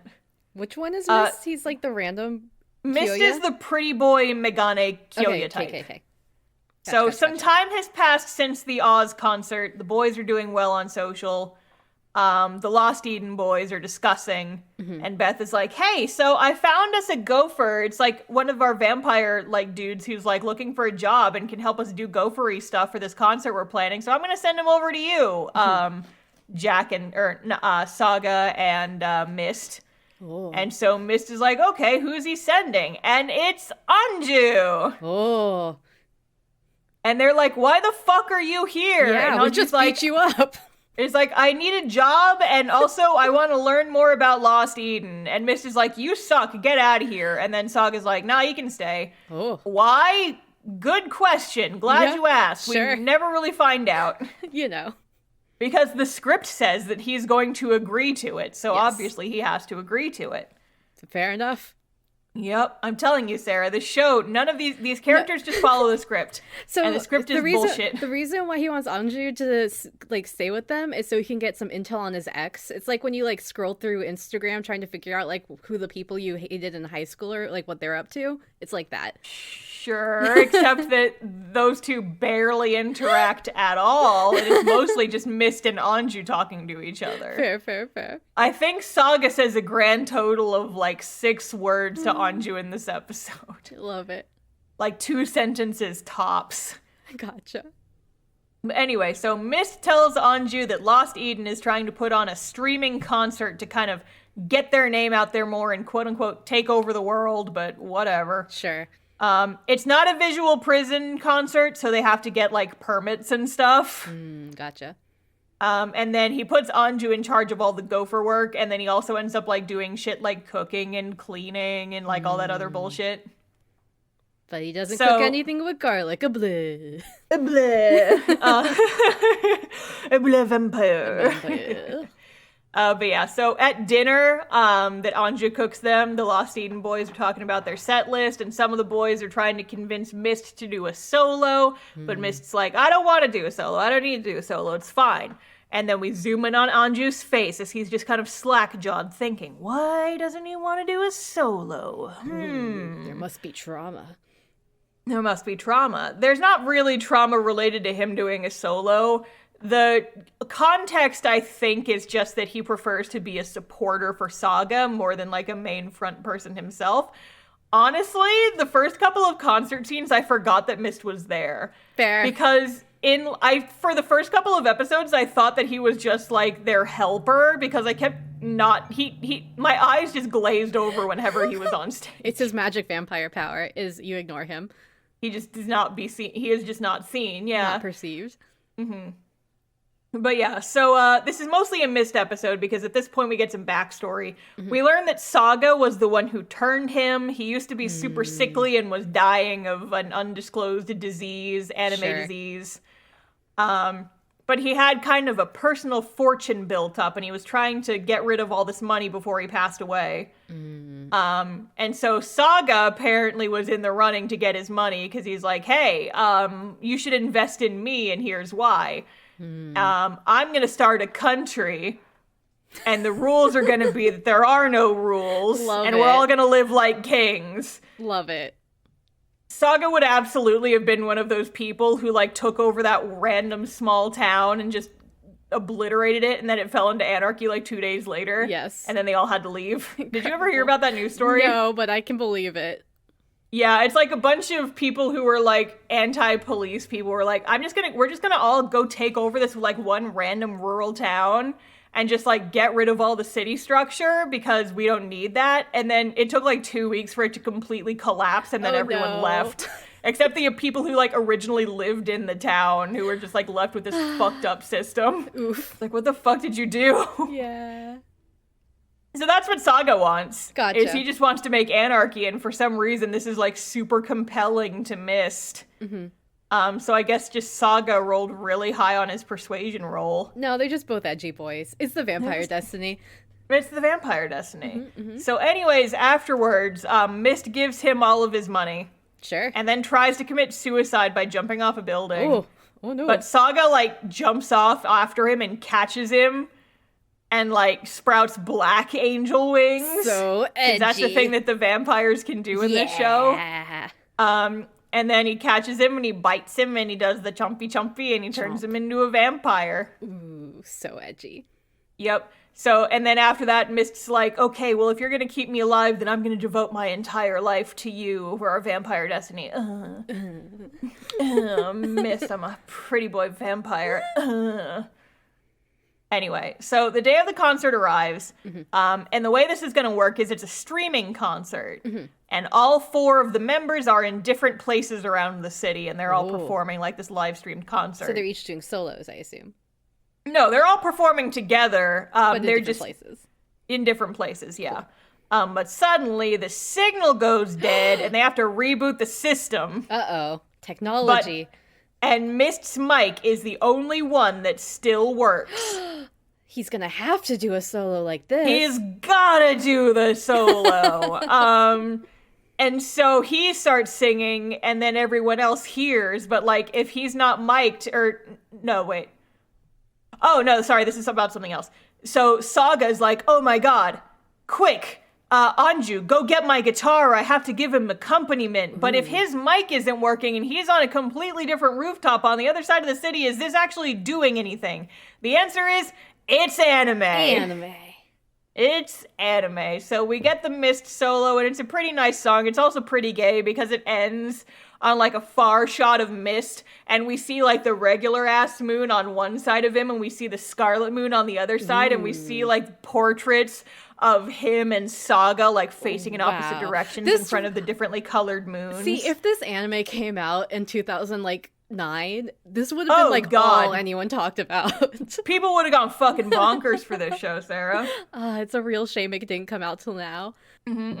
And like, I'm honestly curious about how big the fandom for this show is. Cause like, I don't think I've ever seen a cosplay from this show, but if you look, there's all kinds of merchandise for it. Like, you can tell that they were going really hard into promoting these boys with merchandise, but like, the wiki is basically empty. There's like nothing in there, basically. A shame. Maybe there's no comments on any of the pages. Maybe they'll eventually make the probably gonna come out mobile game, and that's when it'll happen.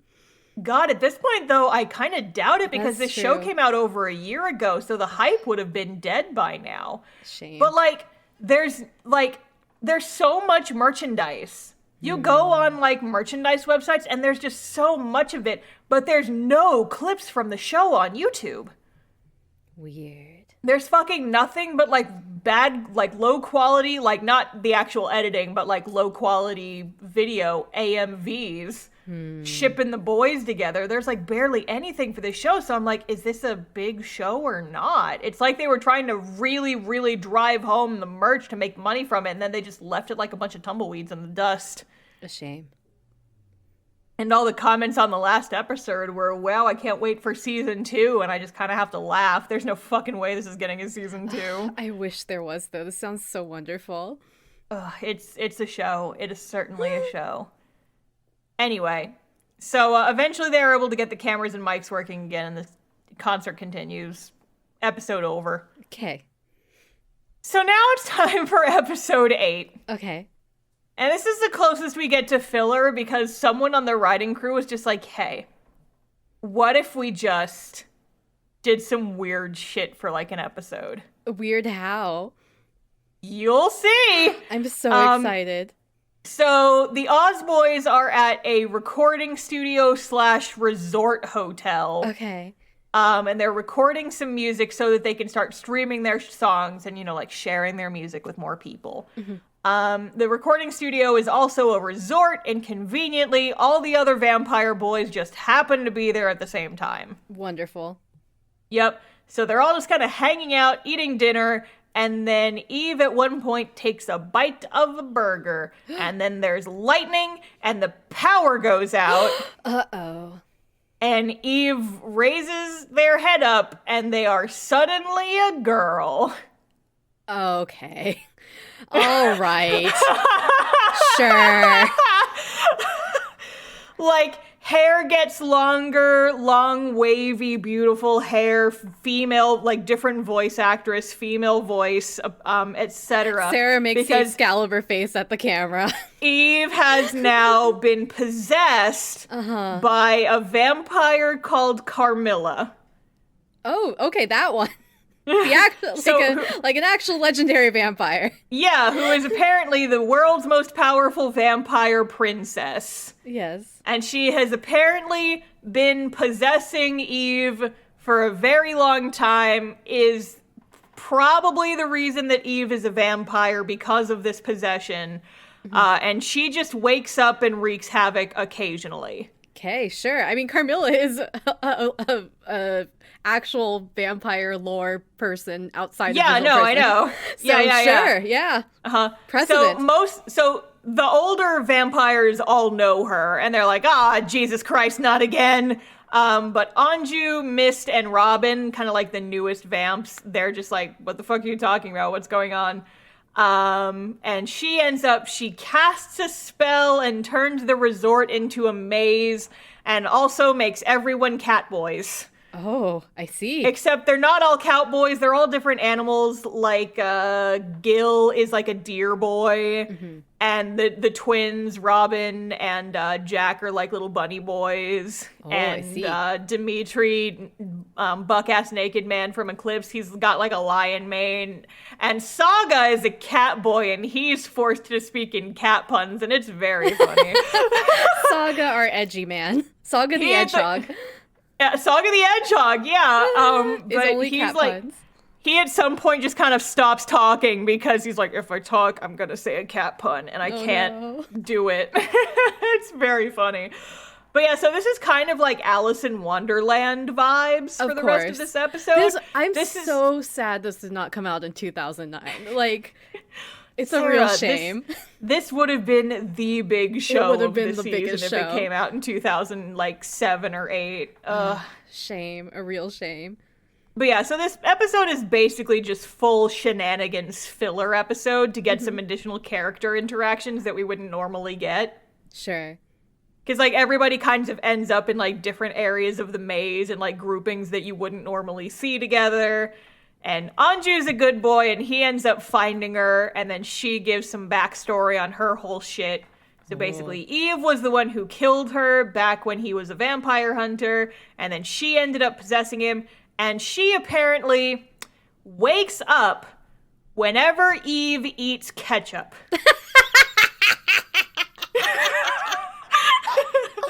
Oh, this reminds me of when I was younger. Oh Lord, what are you about to say? I had two cousins, and they were older than us, and I say us, myself and my brothers, they were probably like 6 to 7 years older than us.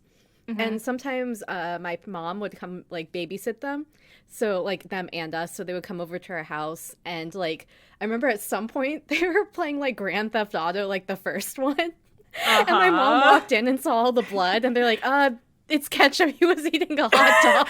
You've told me this story! And now Carmilla's having the same reaction. I can't believe that Carmilla's the main character of Grand Theft Auto. Oh, I love it. But yeah, and so the only way to get her to go away is to have mustard. Is mayonnaise, actually. He's serious. I love it. I am dead serious. And so Anju like goes back to the rest of the characters who have managed to meet up because Carmilla doesn't know what cell phones are, so they were all able to still communicate and figure out where everyone was. Oh my God. And I thought that was a very good gag. Love it.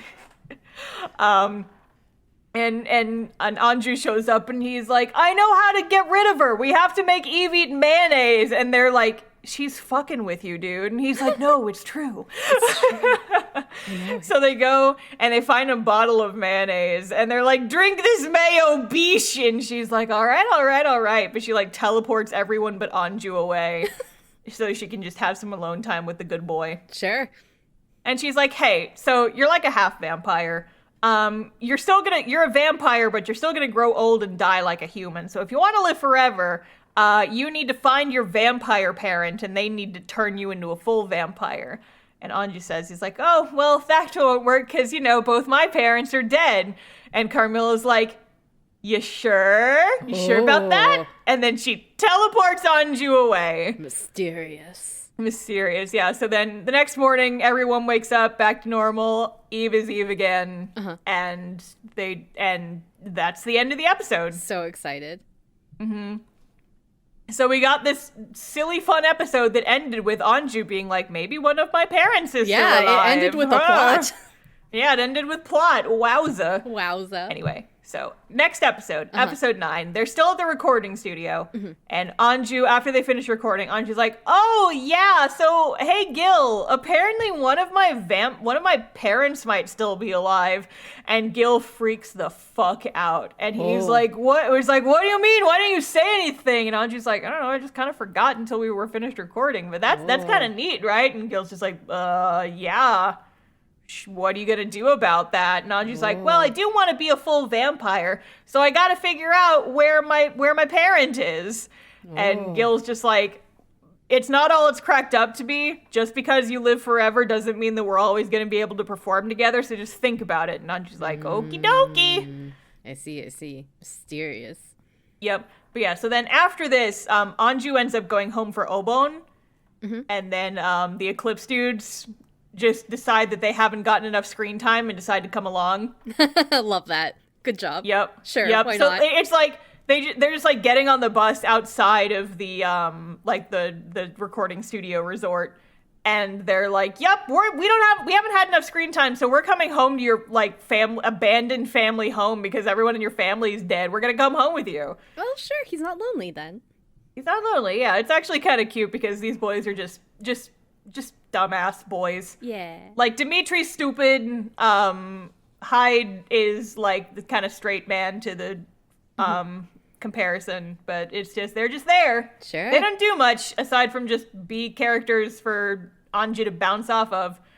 And we get a little bit of exposition about them. Is that apparently both of the Eclipse boys and Gil all have the same vampire parent, which is like the same guy turned them all into vampires. Oh, I see. Like way back in like the French Revolution times. Oh, vampire times. Yeah, the vampire times. So then Anju goes back to his family house. He has a flashback to his grandma on her deathbed, and she's like, if you ever want to learn about your parents, I put some documents in that drawer over there. And now Convenient flashback. Very convenient flashback. Yeah, so Anju ends up looking, and he sees a photo of his dad, and it's the scruffy guy Yutaka that we've seen a few times. And it's a picture of him and Gil together. So what? Gil had a thing with his dad? Oh, the drama. drama. The drama. No wonder they had vampire destinies. Who could have seen that coming aside from everyone? Yes. So dramatic. So vampire destiny. But yeah, so later, Anju's upset. He's like, why didn't Gil say anything to me? But it's like, did Gil know when they first met? Because Gil says later that he figured out this, like, what happened when he did the chompy chomp and joined the band. He's like, later on, he has a thing where it's like, I tasted your blood when I joined Oz, and that's when I figured out that I was like your vampire bro or whatever. But before that, he didn't know who Anju was. So that puts the first episode in the light of, he doesn't know who this kid is, so what the fuck is going on? Vampire Destiny. Vampire Destiny. Apparently, it's just like... Anyway, so we get a scene back at the vampire house. Robin and Eve and Gil are all there. And Gil reveals to them that he's got the cracks in his hands or in his and his chest, like the red, like crickety cracks. And he got those. Those are his punishment for breaking the rules of the Scarlet Moon. Oh. And now his body is falling apart. Which rule did he break? Oh, we'll find out. And I'm going to have some fucking words about the rule that he broke. Oh, all right, no. all right, okay. So he says, he's like, I know I'm gonna die eventually, like pretty soon probably, but I'm gonna hold out until the next visual prison in like 3 months. And then after that, I'm probably gonna peace out and die. And Eve's like, well, no, you can't leave that suddenly. If we win the visual prison, we can get a Scarlet Tear and then maybe that can fix him. And Gil's like, this is a punishment from the Scarlet Moon. Even if you got 10 of them, it probably wouldn't be enough. So now we know that Gil's on limited time. Shame. Yep. Also, we get a random musical interlude by Eclipse just so that they can have another song in the discography. Sure. Why not? Side note, Star, I did find the Visual Prison Twitter. It is just at Visual Prison, and it has a lot of engagement. Oh, does it? Yeah, I think that this franchise is pretty big in Japan still. Is it? Yeah, it looks like it. At Visual Prison. Like, they've been tweeting recently. There was a birthday thing, 1,000 likes. Like, it's pretty good for a Japanese account. Yeah. So I think we Visual Prison's going strong in Japan. Maybe we will get a season. Maybe we will. Yeah, who knows? But it does seem like stage plays and concerts are where they are right now. Got a manga coming out, looks like. Yeah. Visual Prison is happening. Manga, stage play. Look at these vampire-ass boys. Yeah, it looks they got new outfits for these Blu-ray releases. It really looks like they're popular in their home country, so happy for them. Well, there you go. Maybe we will get a mobile gamer season 2. If there is a season 2, all I can say is I hope it's better written, but it probably won't be, so who knows? Who knows? Anyway, look at these shirtless-ass boys in this merch. Okay, I'm closing Twitter now. All right, so episode 10. Anju gets back to the vampire house, and he's like, hey, Gil, I decided that I want to be a vampire so I can sing for the people who need my music and also for you guys, my beloved bandmates. Sure. And Gil's like, well, okie dokie. And then he goes and he does the chompy chomp on the neck. Oh, chompy. And so then Anju goes into the mind space. Oh. The secret mind space. And Gil is also there. And Sure. Gil's like, hey, guess what, punk? It's time for some exposition. Sure. So apparently, back in the olden times, Gil and his dad, Yutaka, Anju's father, were very close friends. And Yutaka was, I don't know if they were married, but he was having a child with this woman who was, I think her name was like Kuromi or something. Sure. I didn't write it down. She's human, though. Human woman, yes, they were both humans. But then the parents were in an accident, like a car accident, and women can't be turned into vampires. Apparently, that's one of. That's fair. I don't know if that's a rule or if that's just a thing that can't happen. Just like men can't be horse girls. But no, like I heard that and I'm like, oh my god, is this why we don't have any female vampires in the show except Carmilla? I guess. Yeah. And we have the gender queer characters we too. We have the gender characters, yeah. But honestly, we do see the gender characters without their shirts on. Okay, so it's like, yeah. I don't know what you know. Who knows? Signed vampire at birth. Yeah, I guess so. But yeah, so Gil tries to save Yutaka by turning him into a vampire to save him from this car accident death. But Yutaka's like, no, I've done all I wanted to do in life. I've made the music that I wanted to make. Gil, you have to save my wife instead. And Gil's like, listen, I don't think that's gonna work, but I'll fucking try. And so he did the chompy on the wife's neck, the pregnant wife's neck, but he ended up getting real fucked up by this, and he passed out for a while, and by the time he wakes up, the bodies had already been returned to the family. So he didn't know that their unborn child somehow survived. So his vampire crime was doing a chompy on a human woman. Yes. Okay, gotcha. Sure. Why not? And I'm gonna come back to that once I'm done talking about this fucking episode, Sarah. Because I got beef. Oh, no. So basically it's like, I didn't know that you survived because your mother was still pregnant with you.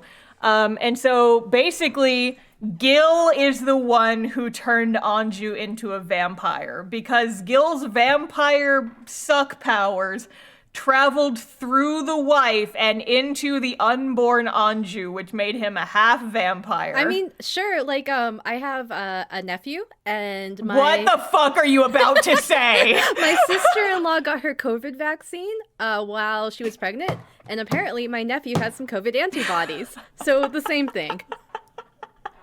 Sure. It's totally exactly the same thing. It's the same thing as getting a COVID vaccine. COVID vaccine, vampire destiny. Yeah, and then this is my yearly plug. I just got my booster and my flu shots, so everyone else, get your flu shots. Don't end up like the Love Live girls. Get your flu shot, get your vampire destiny. Same thing.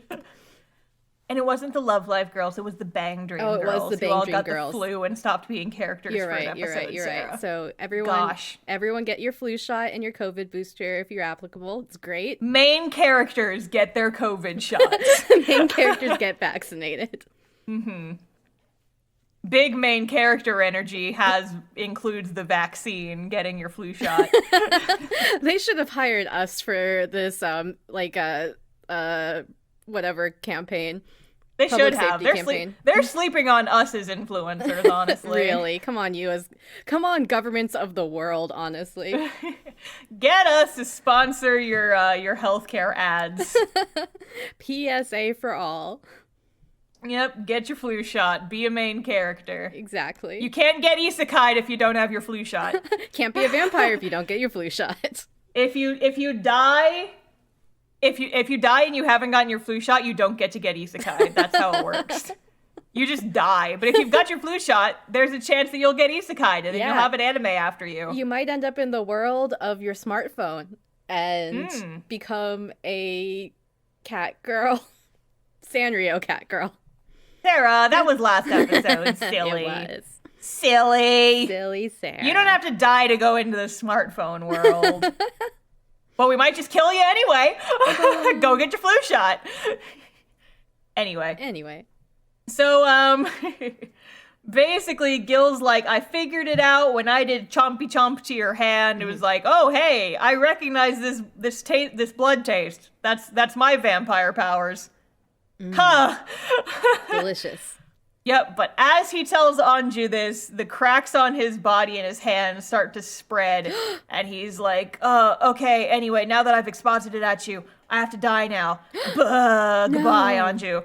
How sad. And he falls into a sad boy coma, because he apparently used the last of his power to try to turn Anju into a full vampire, but I don't think it worked, because one of Anju's eyes is still gray, so I don't think it worked. I think Gil was just like, he didn't have quite enough gas in the tank, but now he's in a dead vampire coma. A tragedy. Mm-hmm. And so Anju's just like, no, my vampire dad boyfriend, no!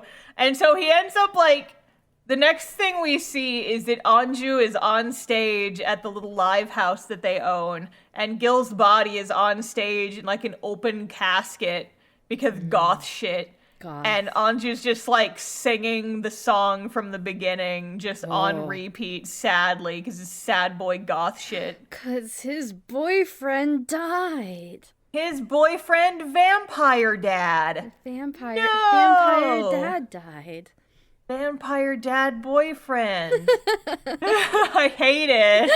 Who also had a something like, question mark with his actual dad? With his actual dad, yeah. It's like, it wouldn't bother me so much if they didn't call the vampire dad. He's like, I'm your parent. Ugh. And I'm like, come up with a different word for it. But yeah, and so then we get some exposition dropped by the Lost Eden boys, who apparently can just hear Anju anytime he sings, no matter where he is in the city. And Beth explains, it's like, well, vampires lose their feelings or their powers. They fall into a vegetative state, and they stay that way until they die for realsies. And Gil lost his power because he broke the rules of the Scarlet Moon, so now he's dying, and there's nothing we can do about it. Oh, a tragedy. And then the other Oz boys are like just super sad that Gil passed away so suddenly.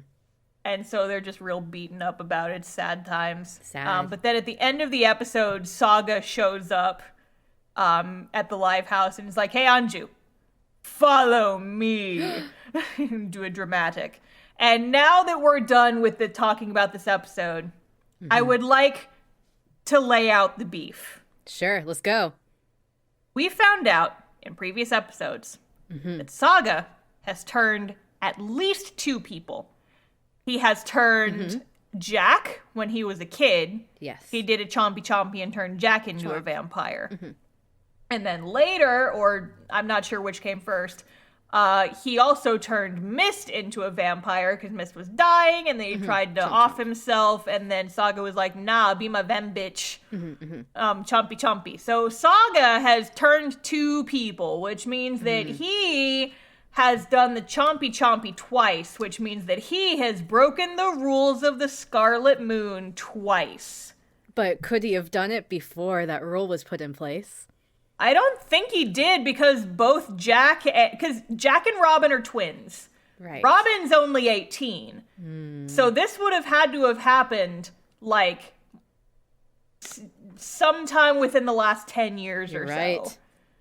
And then Mist, when we see his backstory, he's got, like, some very high-tech computers, so theoretically also pretty recently. Timeline inconsistencies in my Vampire Visual K anime. Yeah, I know, right? So anyway, you would have to assume that these 2 turnings happened within the last 10 years. Gil, his chompy happened approximately 15 years ago. No, well, it depends on how old Anju is. Right. Because Anju was an unborn fetus when this happened. So this would have had, and I mean, Anju, we don't know his exact age, but it is implied that he is an adult, so he has to be at least 18. But wait. Because Saga, no. But they said that the parents died, he lost his emotions like 15 years ago, and he lost his emotions as a result, so is Anju only 15? Wait. Oh no. Oh no. I'm looking this up. Oh no. Wait.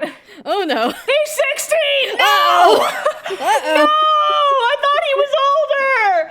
I thought he was an adult. That makes it so much worse. How long have you been 16? A while. Oh god, I thought he was at least 18. Oh, I hate this. Oh no. Oh no. Cursed He's idol a October, baby. indeed. And Gil is like 250 something. Oh no. Oh, no. No wonder Gil dies. He broke so many rules. He broke so many rules of just the law. Also, yes. According to the wiki, Anji's image color is called Fatal Orange. Ooh. I want a Visual Prison like crayon set. Fatal Orange. No, literally, his fucking page on my anime list has 3 sentences on it. Oh, geez. Yuki is a clumsy but strong boy. Not accustomed to his hometown, he left for Harajuku. He has loved music since childhood. And I'm like, yeah, that's really all we get about him. There we go. And also, I apparently, agree, he's Milo. 16. So apparently 16. I Also thought a he was child. at least 18. Oh, this is cursed. Cursed Idol October is coming for us. Oh, God. Oh, boyo. no. Okay, well, episode 11. Let's go. Let's go. Despondent, let's go. So episode 11. All right. So Saga, our edgy boy leader, takes Anju to a big arena venue. Oh.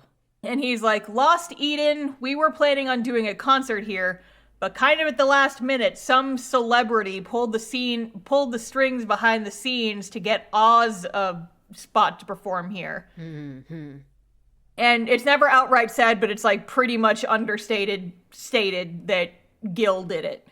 Okay. And it's like Gil really wanted to use it for the next visual prison, but now he's quote-unquote dead. Hmm. And Anju's like, I promised Gil that I'd keep singing even if I got a tragic backstory, so I still want to perform. Mm-hmm. We get a couple of flashbacks about how Saga joined Eclipse. He became a vampire to join his favorite band, apparently. Sure, seems like it happens in this one. Yeah. He tried to convince Gil to keep singing even after Yutaka's death, and then eventually starts hating him, etc. It's like, I followed you all the way here so that I could join your band, and now you're just gonna toss me aside. I wanted to sing with you. I hate your face, blah. Edgy. They really are exes. I didn't think about it like that, but now that you've pointed it out, I can't unsee it. They're absolutely exes. They're fucking exes. Mm-hmm. But yeah, so we also get a scene of Eve going over to Beth's place and is like, hey, I want to talk to Carmilla. Can you, like, bondage me to a chair so that Carmilla doesn't get out if I eat this ketchup, and then we can ask her questions? The ketchup thing is still so good. I love it. It's so dumb. It's so good. But yeah, so instead of, like, a full possession, they're able to just talk to Carmilla in a mirror, and this accomplishes pretty much nothing. She doesn't give them any information they can really use. Mm-hmm. And then Robin kind of goes up to Anju and he kind of reaffirms. He's like, I still want to sing with you. What happened to Gil is terrible and we're all really sad about it, but we still want to keep singing with you. I want to harmonize with you. That's kind of like his thing. He's like, when they first met, they were like, let's harmonize. And so Robin's like, I want to harmonize with you still. It's cute. Yeah. And so they go to sing at the live house. Like the old live house. Mm-hmm. And then as they're singing, suddenly, Gil is alive! The magic of their song. The magic of... No, it's literally that, though. The magic of their song. Because he gets a little solo performance that's, like, littered with flashbacks and recycled animation from earlier episodes. Of course. And then he tells Anju, you'll be singing your music, but my soul will be here in your heart. And I'd like to spend my final moments... I almost said my final Mormons. My final Mormons. I'd like to spend my final Mormon points. I'd like to spend my final moments performing with all of you, in parentheses, during the last visual prison. Sure. So he's like still thinking he's dying. But... Yeah, well, so apparently, according to Beth, the magic stage that they sing on during the visual prison performances is meant to pretty much do whatever the singer needs it to do or look like, so it can do a lot of crazy magic shit. It's very soft magic stuff. Mm-hmm. And apparently the magic includes bringing your comatose friend back from pseudo-vampire death just to sing for a little bit. Sure. But it won't work forever, and there's like an unspecified limit of how many times it's gonna work before Gil's body gives out. And then Anju's like, okay, Oz's final live will be the day of the visual prison because this group can't exist without all four of us. So that'll be our final show at this arena live that Gil secured for us. One last show together. Yeah, and now it's episode 12. Is this the last episode? This is the last episode. There is no 13th episode. Let's see what Thank happens. God. But yeah, so now it is the night of the visual prison. The scarlet moon is high in the sky. And it is time for all three groups are in different concert halls. We start with, and they're all doing like separate performances. But like I said, the sort of non-diegetic visual prison stage that they perform on, they're all kind of together. Mm-hmm. So all three of the groups perform separately, starting with Oz. This is also our recap of the series animation number, where like we don't actually get to see a lot of the song and dance. We're seeing a recap of like scenes from the show. Sure. And then we get an Eclipse number, and then we get a Lost Eden number. And so at the end of it, all the groups end up in this big, it's like a grassy field, but instead of grass, it's like roses.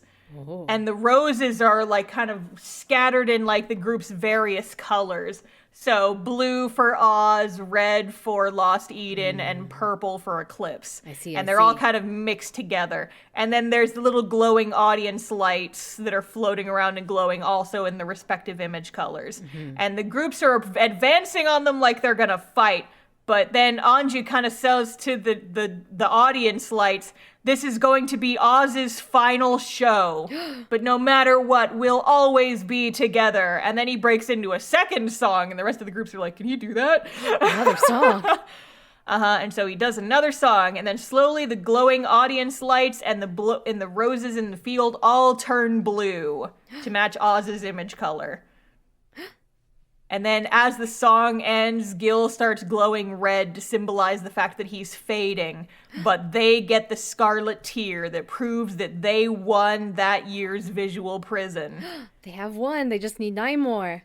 They just need 9 more. And so, like, Gil, maybe we can use this to save you. And he's like, it's still not going to be enough. You should use it to turn yourself into a vampire. But then all the other groups are like... that was a goal. Huh? I forgot that was a goal. Yeah. So then after this, all the other groups are kind of like back in their backstage for wherever they were rehearsing. And so the other groups are like, oh, well, you know what? Maybe we should just use all the scarlet tears that we have to save Gil, because we can do our big plans later. We'll be able to win more, like, they're immortal. We're immortal. We can do another 10 years of this. Yeah, why not? And so, all together, the groups have 19 tears. Oh, so many. And they all kind of, like, descend onto the Oz boys, and Anju's like, this should be enough to fix Gil. And Gil's like, no, it still won't be enough. You should use it to make yourself a full vampire so you can live forever with the rest of the group. And Anju's like, is it really not gonna work? Is it really not enough? And then from Anju's red eye, he cries a single red tear. A single red vampire Pokemon tear. And it falls into the cup, and we cut away. Because apparently 20 scarlet tears was enough to just extend Gil's life just little bit longer. That's like Star, as you as our DM, it's like when we roll almost close enough to make a cool thing happen, and you're like, fine, the DC goes down one. Yeah, basically. The moon's just like, oh, well, isn't that beautiful? Okay, fine. But yeah, so it's like, they say outright, it's not a permanent thing. He's still being punished for trying to turn a woman into a vampire, which is apparently like, you turn 2 dudes into vampires and you're fine, Saga, but you try to turn 1 woman into a vampire, and that's worthy of fucking death. Fucking patriarchy. Yeah, I know, right? It's Vampire like, patriarchy. you can't make a woman into a vampire, because then she'd get in the way of all the gay ships. Yeah, I mean. Obviously. You can't make a woman into a vampire because they're all busy in Love Live. Yeah, right? No, they're busy doing Love Live shit. You can't cross the streams like that. Exactly. Yeah. So anyway, Gil still has like the red cracks on him. And he's like, this isn't a permanent thing, but at least for a little longer, I will be able to stay along and perform with my boys. We get some various ending scenes from all the groups who are starting over with 0 at like collecting their scarlet tears to either make new rules or promote anarchy. And then the last scene is we never see his face, but we see a random choppy-haired dude come to the live house and kind of do the same thing that Anju did in the first episode, where he like goes up to the poster and he kind of touches it longingly. And we see Anju's face like on the Oz posters. And then Anju comes out to greet him. He's like, hey, do you like music? And then the show ends. New character. Who is this? We don't know, because the show is over now. Wow. And that's Visual Prison. 2 fucking hours later. I love cats now. That's Visual Prison. I love cats. Them's the show. Them's the show. I was all for it until I found out how old our main character was, and now I'm like uncomfortable. No, me too. I could have sworn he was like at least 18, but apparently he is not. And now I have a different mix of emotions. Yeah. Maybe the true visual prison was the youths we met along the way. Bleh. Bleh. So final thoughts. Yes. It's a train wreck of a show. Sounds like it. It sounds a train wreck in a way that I would enjoy, though. It's an enjoyable train wreck if you don't care about the plot at all. And for me, it was just a bit too much for me.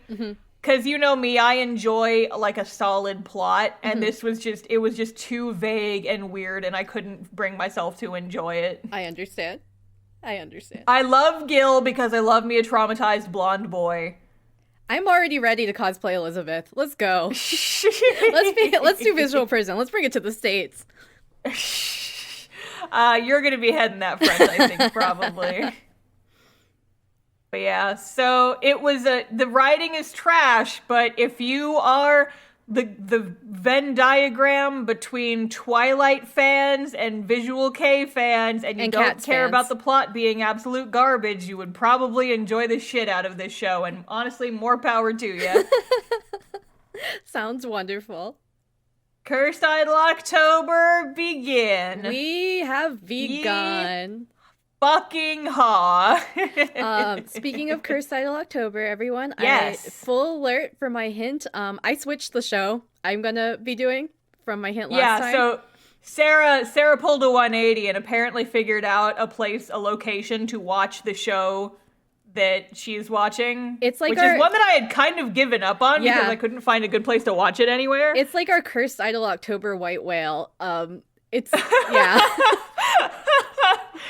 Because, like, we knew it existed, but we couldn't find a place to watch it for years, and apparently Sarah is a wizard who found it, so... I think somebody fan translated it, like, last year, so it came out a while ago, but... Bless. Here we are. The Ahab to our white whale. Yes. I have found it. We're in it, and... it probably won't be a long episode next week, because I guess my hint...